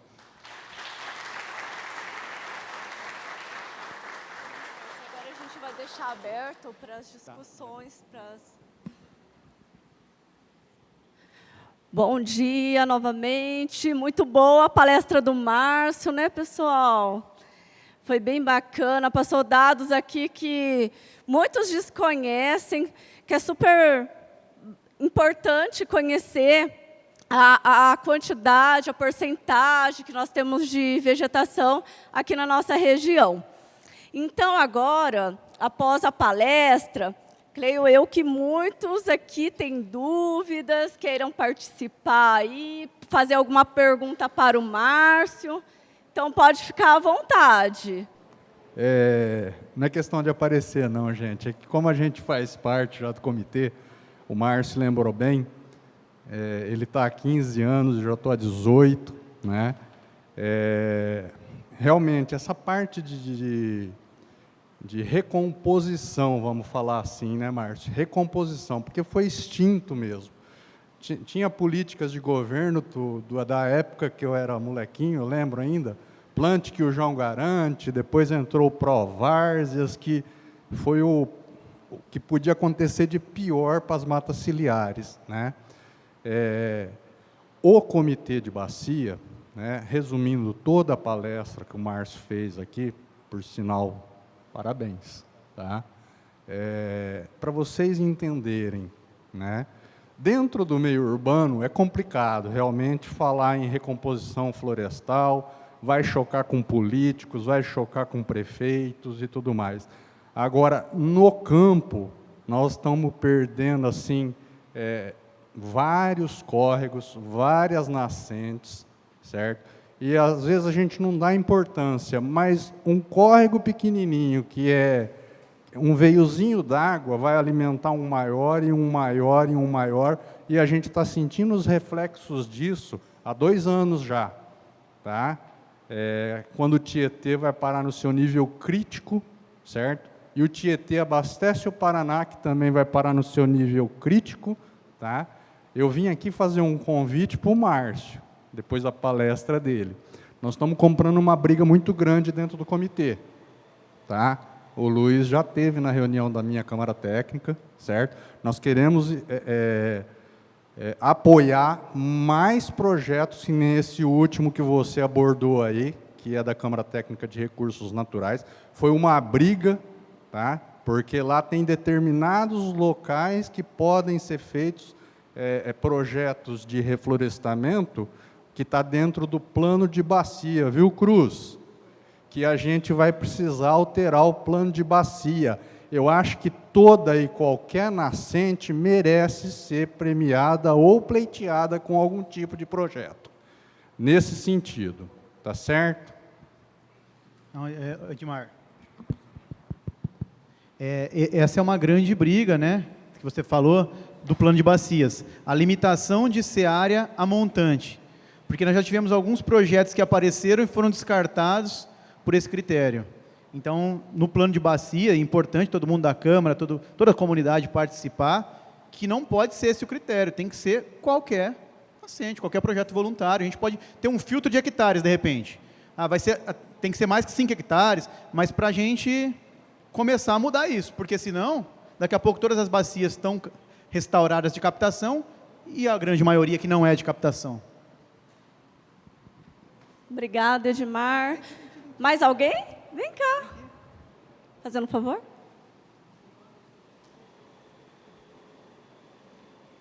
Fala seu nome, seu município. Bom dia a todos. É um prazer enorme fazer parte desse grupo, de a gente poder estar olhando por tudo aquilo que nós precisamos para viver e sobreviver. Então, eu já estou no meio ambiente há muitos anos como professora e faço parte de tudo aquilo que eu sei que possa colaborar com o meio ambiente. E eu queria saber se todos os municípios dessa bacia vão ter direito a trabalhar a questão da proteção das nascentes. Por quê? Porque o Douglas, que está comigo, é um grande parceiro, ele que toma conta do meio ambiente no município de Planalto, e a nossa preocupação, sim, é essa. O prefeito está voltado a fazer um trabalho de descobrir todas as nascentes, a porcentagem que nós temos de mata, porcentagem que nós temos de mananciais, o que é que precisa colocar na questão de mata ciliar, justamente pensando nisso. Porque, infelizmente, a irresponsabilidade pela ganância é muito grande. Vamos ter uma nascente, é só um pouquinho de água, então vamos entupir essa nascente? Ninguém viu ainda. Gente, nós precisamos pensar no hoje, no amanhã e no depois. Eu, com 64 anos, eu quero fazer muito, porque eu sei que lá na frente vem uma nova geração aí, que hoje está sendo preparada para ter um pouquinho mais de respeito para com aqueles que não tiveram. Então, a ganância de ter uma terra, a ganância de plantar um eucalipto logo ali na nascente, porque dizem que aquilo ali já vai secando, então vamos secar. Não é lucro para mim ter nascente na minha área. Então, nós precisamos mudar essa concepção, nós precisamos fazer trabalhos com os pequenos produtores, não em massa, mas em grupos pequenos, onde você consegue atingir, conscientizar. Eu digo que ninguém conscientiza ninguém sem antes sensibilizar. Primeiro a gente vai na sensibilização, depois na conscientização. E tudo que acontece na nossa bacia, no nosso entorno, é responsabilidade de cada um. Não daquele que trabalha no meio ambiente, não daquele que faz parte do município, não. É uma preocupação de todos nós. Então, essa fica a pergunta. Todos os municípios terão direito a mostrar e entrar nesse projeto de recuperação de nascente? Excelente pergunta, em cima do que até que o Edmar comentou aqui. Então, quando a gente fala de um projeto de nascente, tem 3 questões que a gente tem que considerar de qualquer restauração. Uma é a questão política, a vontade política. A senhora acabou de mostrar que há uma vontade política. Sim. Aí tem uma segunda questão, que é uma questão técnica. Vocês têm um corpo técnico, e então o que o comitê pode oferecer? Em parte técnica, o comitê está aberto, seja a Câmara de Educação Ambiental, seja a Câmara de Recursos Naturais. Então, se precisar ajudar a construir um projeto para pedir recurso, pode contar com a gente, está aberto. Todos os municípios estão abertos. Nós fizemos lá na Secretaria projeto para mais de 10 municípios, para capitanear recursos. Aí vem a terceira questão, que é a questão econômica, para viabilizar. Então, precisa técnica, política e a questão econômica. A questão econômica são os financiamentos que o Edmar acabou de colocar. Qual é o critério do comitê hoje? O financiamento para a restauração de nascentes só é liberado se tiver a montante da captação, perto do rio que capta. Essa é a regra do comitê hoje, né? Nós estamos num processo de revisão de plano de bacias. E é o que a gente está pedindo para ser considerado. Que não seja mais só uma nascente que esteja a captação, qualquer nascente do município. Aí vem de novo o papel político. Importante que cada um dos prefeitos manifestem isso no comitê, nas nossas plenárias, na Assembleia. Porque se cada prefeito colocar, olha, vamos aumentar esse leque, não pode ser só captação, tem que ser qualquer nascente, isso é feito. Porque o comitê, o que é o comitê? Igual a sociedade, o comitê somos nós, né? O comitê não tem dono. Nós temos algumas figuras representativas, mas o comitê é de todos. Então, a gente precisa fomentar essa discussão mesmo, para que qualquer nascente esteja apta para receber recurso FEIDRO. Então, porque eu e o Douglas, nós temos uma visão muito paralela, muito junto nessa questão. Então, o que nós queremos? Nós queremos conscientizar pequenos grupos de produtores que têm nascente, explicar para ele qual vai ser a benfeitoria, trabalhar com cada um para que eles comecem a ver que eles vão ter muito lucro, muito, de preservar aquela nascente. Então, eu vejo que a gente tem que fazer o trabalho formiguinha, pegar pequenos blocos, fazer o primeiro, fazer o segundo, o vizinho vai lá e viu que deu certo, faz também. Não adianta você fazer uma reunião enorme, falar, ele vai embora, ele não quer saber. Você tem que fazer a visita e beber o café no pé do fogão dele. Dizer, meu amigo, vamos aqui, que aqui é a agrofloresta. O quanto você vai ganhar com isso? Então, essa é a nossa visão, é um menino com muita boa vontade. Então, Douglas, eu digo sempre Tudo que a gente precisa, ele está na disponibilidade, isso para o nosso município é muito bom. Tá, muito obrigada. Não, eu que agradeço aí. Obrigada, Lélia. Edmar? Ah, tá. Ah, não, é importante, é verdade. Obrigado, Edmar. Tá. Uhum. Ô, pessoal, isso é importante, né?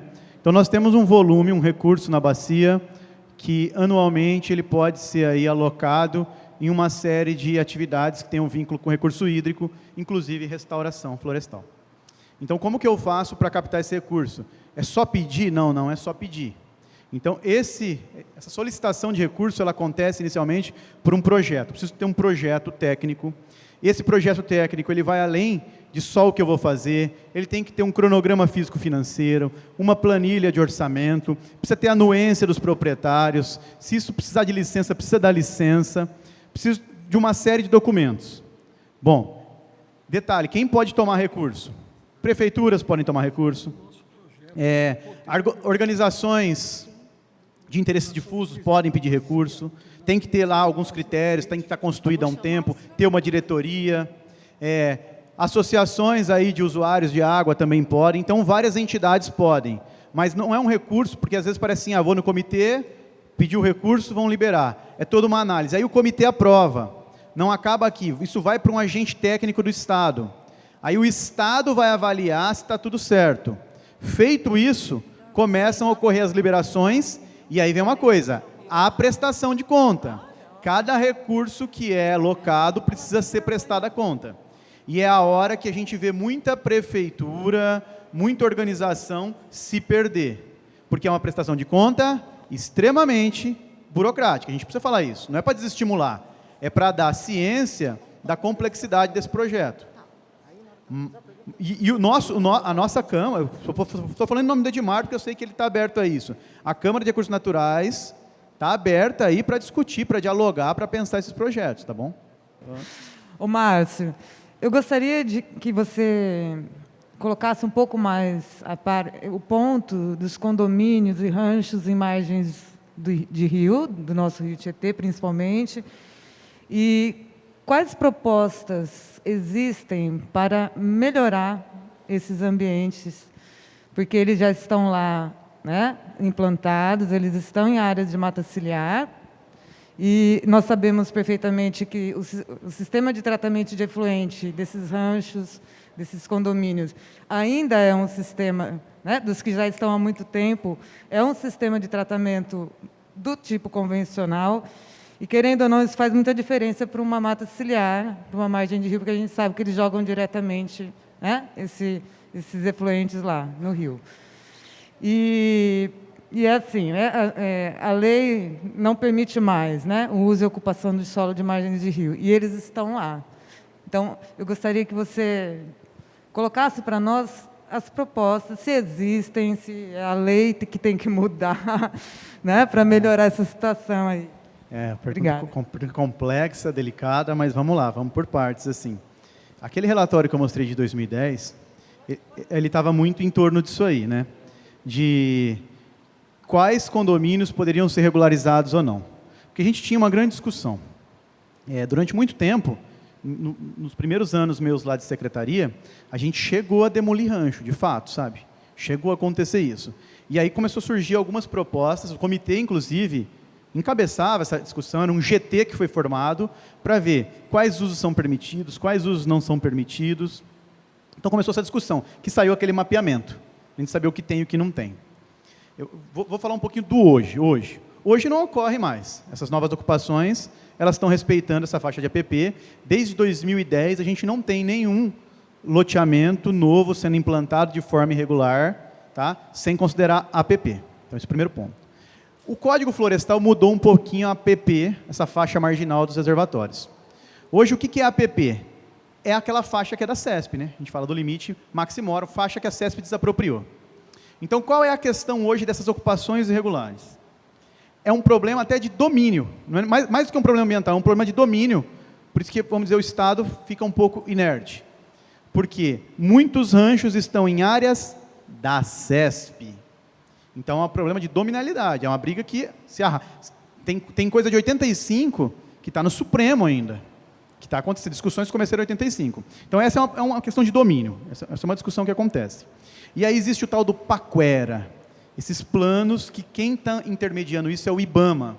E aí qualquer coisa que eu disser para você de aprovação do PAQUERA do IBAMA, eu vou estar, vamos dizer assim, criando na minha mente. Eu não conheço como o IBAMA atua nessa regulamentação dos PAQUERAs.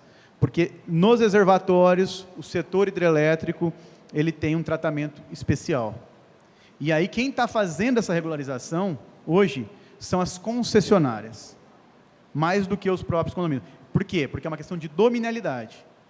Então, tentando resumir, muitos dos condomínios que estão aí vão ficar. Tá? Mas é a percepção do Márcio, mais do que qualquer papel que eu vi. Vão ficar. Novos não serão criados. A questão dos resíduos, não há nada concreto na nossa bacia, discutindo concreto mesmo, para tocar lá. Tem discussões soltas. A gente discute aqui hoje, discute ali amanhã, mas se eu falar que tem uma política de intensificação, de fiscalização, a gente não tem isso concreto, infelizmente. Qual é o órgão, por último, assim, que dá o aval? Você vai construir, você não vai construir? CETESB. Ah, tá. Eu estou falando especificamente do resort em Barbosa, você deve saber, né? Nós não tivemos ainda uma reunião com o Rafael, mas vamos ter, porque a gente está tratando isso muito sério. Nós já fizemos a reunião com o prefeito sobre o tratamento do esgoto que é jogado no Tietê. Barbosa não coleta a água para uso próprio, mas ela joga o esgoto no Rio Tietê. Então, essa era a nossa prioridade. Fizemos a reunião, fizemos a entrevista, inclusive as crianças participaram, porque o que nós estamos fazendo aqui hoje já vai fazer parte do nosso planejamento e vamos levar a sério, como já levamos outros projetos, né? Outros programas. Então, eu queria saber de você, é tudo regularizado quando esse órgão bate o martelo? Isso é legal. Tudo em cima. Tá, vamos por partes, até legal para a gente estruturar. Alguns órgãos, isso é importante até para a gente orientar depois. Então, temos vários órgãos que trabalham com o meio ambiente aqui na região, no estado. Então, por partes. Quando a gente fala aqui do DAE, né, nosso departamento aqui, a gente mistura muito comitê com DAE, né, mas o comitê é uma coisa, o DAE é outra. Então, o uso da água, por exemplo, autorização para eu captar uma água, a autorização para eu fazer um barramento, ele começa com a outorga. A outorga é o direito para eu usar aquela água. Então, quem faz isso é o DAE. Tá. Ele não autoriza a obra. A obra precisa de uma licença. Quem dá essa licença é a CETESB. Então, a CETESB que autoriza a edificação, o desmatamento, o lançamento de tal resíduo, é a CETESB. E aí nós temos ainda a Coordenadoria de Fiscalização, ela fiscaliza a parte verde. A parte de resíduos, quem fiscaliza é a CETESB. É até legal para a gente entender isso, porque eu já vi várias vezes a população, como a população fica perdida. Ele vai primeiro na prefeitura, quando tem um problema ambiental, né? Ó, pessoal, aconteceu isso na minha propriedade, e a prefeitura fala o seguinte, mas não é aqui, isso é o Estado. Aí o Estado tem muitos órgãos, aí ele vai lá e fala assim para a gente, eu vou falar assim para ele, não é aqui, é na CETESB. Mas sabe que ele já está cansado, ele fala assim para mim, nunca é em lugar nenhum, né? Fui na prefeitura, mandaram eu vim aqui, você está mandando. Então, isso também é educação ambiental, a gente entender qual que é a atribuição de cada um dos órgãos. Então, toda essa parte de licenciamento, construção, lançamento de esgoto, autorização para isso é a CETESB. Tá, então, vamos supor, lá já está determinado, já foi separada a área, então, quer dizer, já deve ter essa licença. Ou não, né? É possível, ou não. É isso que nós vamos cavar, isso né? É interessante, Nós porque vamos... assim, ela pode não ter a licença, não conheço, tá? Então, estou falando de alguém leigo. Pode ter a licença, tudo certinho, está regulamentado. Pode também não ter a licença, está funcionando lá irregularmente, foi embargado, foi autuado. Então, aí precisa ver o caso certinho, mas pode ou não ter a licença. Então, eu vou te pedir uma dica. Por onde você acha que nós devemos começar? Para saber se está legal.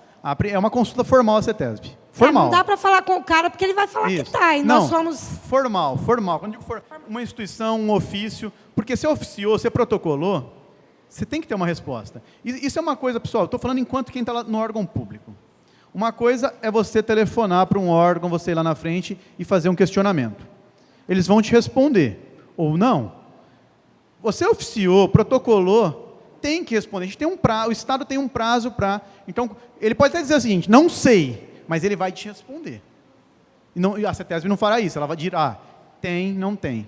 Então, precisa fazer essa provocação. Mais alguém gostaria de tirar alguma dúvida? Mais alguém? Não, pessoal? Miguel gostaria de falar do projeto que tem promissão de arborização urbana. Bom, a primeira coisa, eu sou da ONG Olho d'Água, que é o gestor aqui do programa, junto com a Camila, né, Camila? Bom, lá em Promissão, nós fazemos parte de um comitê que se chama CODEMAS, que agrega várias pessoas, prefeitura, nós, algumas outras entidades. E, realmente, a nossa preocupação é para o que está acontecendo com as nascentes de água lá em Promissão, porque está faltando mata ciliar, não é isso, Camila? A Camila foi lá junto com nós, aliás, ela que propôs esse tipo de, vamos chamar de solução que nós vamos ter, e nós fomos visitar as nascentes, e realmente está um caos. Passa o ano, entra ano, e as autoridades não fazem nada, não só em Promissão, mas acredito que em muitos lugares aqui dos municípios. E chegou a hora da gente fazer alguma coisa para isso, porque senão, como você disse, lá no futuro, os nossos netos vão pagar o pato. Então, existe essa conscientização. E o que vai acontecer? No primeiro momento, nós fomos visitar as nascentes, vimos que existe a necessidade mesmo de se plantar árvores mudas. E, segundo passo, contatar os proprietários das propriedades, é lógico, pedindo a anuência deles. E, realmente, eles precisam ter essa conscientização. É uma parceria que nós temos que fazer obrigatoriamente. Ou vai por bem ou vai por bem, mas nós temos que fazer isso. Mas nós vamos tentar e vamos fazer. Em um terceiro momento, é lógico que nós vamos entrar, talvez com um projeto, com a FEHIDRO, para angariar fundos, para fazer esse tipo de coisa. Não é não se faz para a noite do dia. Eu sei que é um projeto, é um caso demorado, mas se todo mundo se conscientizar, os nossos netos vão ter uma água saudável, vão ter local para passear, inclusive, conhecer. E se nós não fizermos isso, puxa vida, hein? Vai ser um caos. Obrigada, Miguel. Pessoal, eu estava pedindo para o Márcio comentar sobre a questão do incêndio natural, que sempre ocorre aí nas mídias, né, que a Amazônia teve um incêndio natural, e isso gera muitas dúvidas também. Eu acho que é um assunto bacana. Ele vai explicar como que funciona. Tem uma grande dúvida, né, pessoal? O que é um incêndio natural, o que é um incêndio criminoso, e quem se responsabiliza por um incêndio. São várias questões. Então, até quando a gente começava a falar isso na faculdade, muitos alunos falavam, mas nunca ouvi falar de incêndio natural, ele é possível? Ele é possível, sim. É possível, tá? Não tô dizendo, a maioria dos incêndios não são naturais aqui na nossa região, mas existem incêndios naturais. O que é um incêndio natural? E quando ele ocorre? Lembra que nós dissemos que temos 2 estações muito bem definidas? Então, em abril, para de chover. Em abril para de chover, e aí eu tenho lá, maio sem chuva. Aí passa junho sem chuva, julho sem chuva, agosto sem chuva. Toda aquela vegetação vai ficando seca. O material facilmente ali, um grande combustível. Ok. No cerrado principalmente, esse incêndio, ele faz parte do bioma, da dinâmica do bioma. Por quê? no final do período seco, começam as chuvas. E as chuvas que vêm são torrenciais, chuvas acompanhadas de trovões, de raio. Então vocês imaginem agora, é só um exemplo, tá? Imaginem um raio caindo numa vegetação seca daquela. Há um incêndio proliferado, só que é a dinâmica do bioma, já vem a chuva na sequência para apagar. Então aquele incêndio natural do cerrado, ele é benéfico para a própria evolução da vegetação, ele faz parte do sistema. Mas o nosso grande problema não são esses incêndios naturais, que são pontuais. Nosso grande problema são os incêndios criminosos. Tá? Só que, e vocês, Márcio, não fazem nada com os incêndios criminosos? Para você fazer uma autuação, você precisa pegar no flagrante. É difícil você pegar alguém com fósforo ou com isqueiro ali acendendo. Ou jogou uma bituca. Então, como que o Estado trabalha hoje? Com o tal nexo casual. Então, quem trabalha com agricultura, ele precisa seguir algumas boas práticas. Se ele não seguir essas boas práticas, sendo ele ou não o autor do fogo, a responsabilidade é dele. Quais seriam essas boas práticas? Primeiro exemplo, o setor canavieiro tem que ter aceros limpos, os carreadores.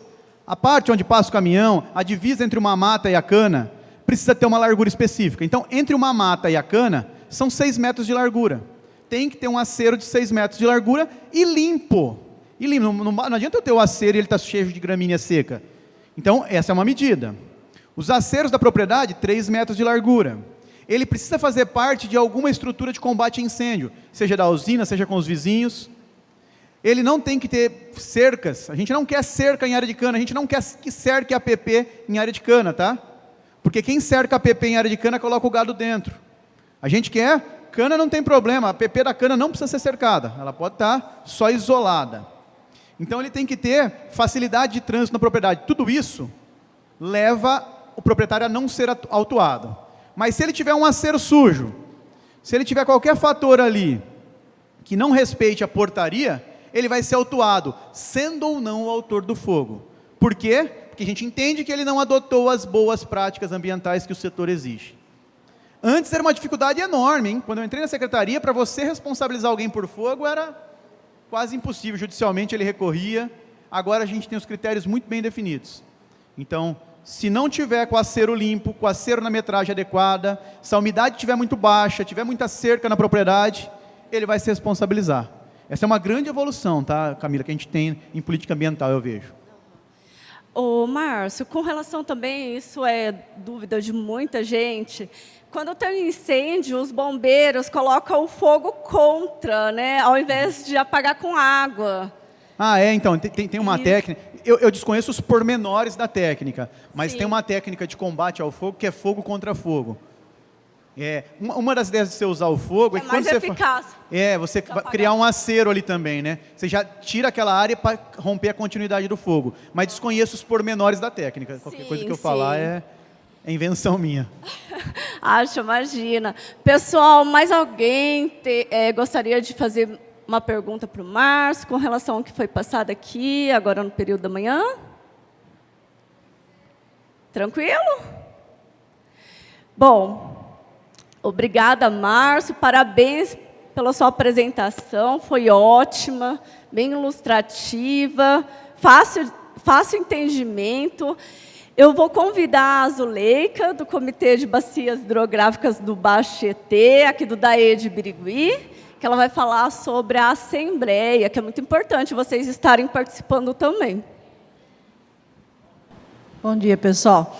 É o seguinte, como vocês são portadores de comunicação para nós no comitê também, eu gostaria que vocês falassem com os prefeitos de cada cidade de vocês. Tem assembleia dia 3 de dezembro, que corre todo ano. Tem 2 assembleias, uma no começo do ano e outra no final do ano. Então, nós temos a assembleia dia 3 de dezembro, vai ser em Araçatuba, como sempre a gente faz, lá na EAN, e é fundamental os prefeitos participarem. Por quê? Lá se fala desse projeto FEHIDRO, da cobrança da água, dos planos de bacia, onde é aprovado também nessa assembleia. A maioria dos prefeitos, como prefeitos de cidades pequenas ou mesmo prefeito novo, desconhece esses planos. Então, eu gostaria que vocês fossem o porta-voz disso e fizessem uma força para os prefeitos ir. A maioria dos prefeitos que tem as cidades pequenas, mas é só os grandes que conseguem pegar o projeto FREHIDRO. Não, não é isso. Você desconhece até de como é o projeto FREHIDRO. Então, lá, o pessoal discute muito sobre isso. E com a conversa com todos os que vai ter membro do Estado, da sociedade civil, todos os representantes que faz parte da plenária, vão estar lá. Então, tem da CETESB, tem da SABESP, tem, inclusive o Márcio também participa também, todas as vezes lá. Então, é a hora de vocês, dos prefeitos, conversarem com esses técnicos. E é uma hora de você conseguir verba para isso. Sei que as verbas estão escassas. Todas as vezes, a maioria das assembleias desses projetos, sobra dinheiro no final do ano. Por quê? Não temos projetos. A gente apoia os projetos, mas não temos projetos. Então, eu gostaria que todos vocês conversassem com o seu prefeito, indicassem a importância da presença dele nessa Assembleia. Tá? Os prefeitos já receberam a convocação, já foi publicado no diário, na Folha da Região, mas se alguém quiser, acho que todos têm meu WhatsApp, só me pedir o WhatsApp que eu mando de novo a convocação. Tá ok? Obrigada, Zuleika. Então, pessoal, no comitê, gostaria de falar? Pode vir aqui. Bom dia, meu nome é Elaine, sou lá do município de Lourdes. E eu acho que é um comentário ou uma troca de ideia. Ai, estou nervosa já, gente.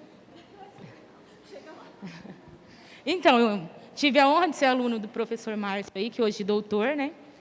E eu estava ali pensando a questão do reestruturamento das prefeituras, né? Que envolve muito os chefes hoje, né? Os responsáveis, aí, os líderes que estão na frente, tem impacto diretamente, né? Com essas questões ambientais, né? E a gente sabe que tem muitos que vêm aí e não tem uma estrutura assim de formação adequada, essas coisas. Então, eu queria que o Márcio falasse um pouco sobre isso, na interferência das questões ambientais aí. Essa discussão assim, vou comentar, mas foge um pouquinho, né, assim, porque é uma questão política, infelizmente é uma questão política, de tempos em tempos no Brasil, nós temos uma renovação dos representantes, e aí essa renovação, todo mundo que chega quer deixar sua marca. Então a gente vive isso no Estado de 4 em 4 anos, as políticas mudam. E aí é importante, eu não posso deixar de recorrer, a importância da gente ter um grupo, pelo menos ali, um grupo de funcionários efetivos que estejam aptos para dar continuidade. Porque algumas cadeiras mudam mesmo de 4 em 4 anos, de 8 em 8 anos. E quando essa mudança ocorre, se a gente conseguir construir uma base na estrutura ambiental, os projetos não se perdem. É que muitas prefeituras não construir essa base ainda, para que seja uma política contínua.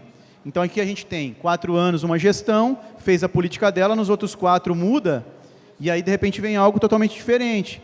A importância dos planos. Se eu tenho um plano de educação ambiental para 10 anos, quem entra vai seguir aquele plano.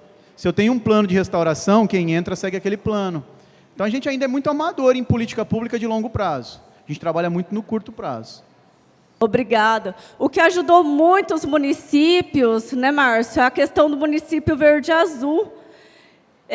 Então, agora a gente tem um programa do governo do Estado de São Paulo, a questão assim, que envolve 10 diretivas. Então, ajudou muito na organização de projetos ambientais do município.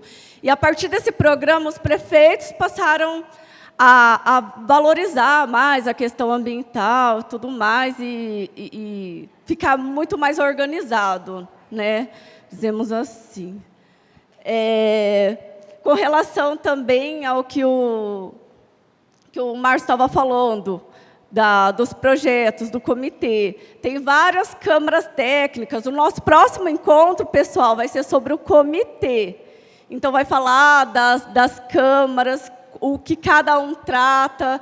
Então, no caso, nós temos a Câmara de Educação Ambiental e Turismo. Então, por exemplo, uma escola pode elaborar um projeto como reflorestar uma nascente. E ir lá no prefeito, apresentar para ele, e aí ele entrar com esse projeto no comitê.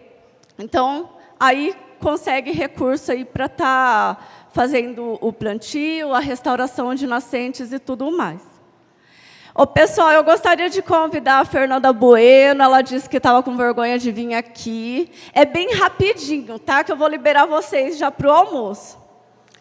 Ela vai apresentar aqui para vocês uma caneca que ela carrega, que é super bacana, para a gente ir aderindo, mudando os nossos hábitos, né, Fer? Fer? Passa a palavra para a Fer. A Fer é da nossa Câmara Técnica de Educação Ambiental e Turismo também. Estão aqui vários membros da Câmara, então eu vou passar para a Fer, tá? Gente, eu não estou fazendo propaganda nem nada.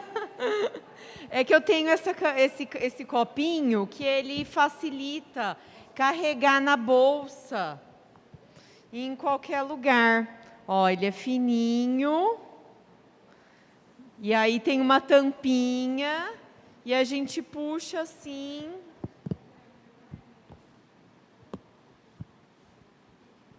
Para abrir e usar, tá? Então, é prático para carregar na bolsa, tem do tamanho maior, dá para achar, para comprar em lojas de presentes, lojas aquelas lojas que vendem de tudo.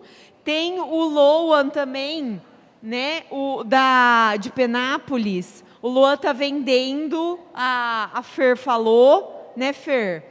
Então, tem um pessoal vendendo, é muito prático para a gente carregar no nosso dia a dia e evitar um pouquinho o uso do plástico. Só isso. Obrigada, Fer. Muito bacana essa canequinha, para a gente ir aderindo aí, criando novos hábitos. Alguém gostaria de falar? Aqui é uma garrafinha, né? Olha, pessoal. Aqui é a garrafinha. Tá, aí. Todos estão vendo, gente? Então, pessoal, a gente pode aí estar quebrando os paradigmas, né? Como a gente está se tratando bastante de educação ambiental, aderir aí essa canequinha, essa garrafinha que dá para carregar no próprio bolso. Obrigada, gente. Até mais.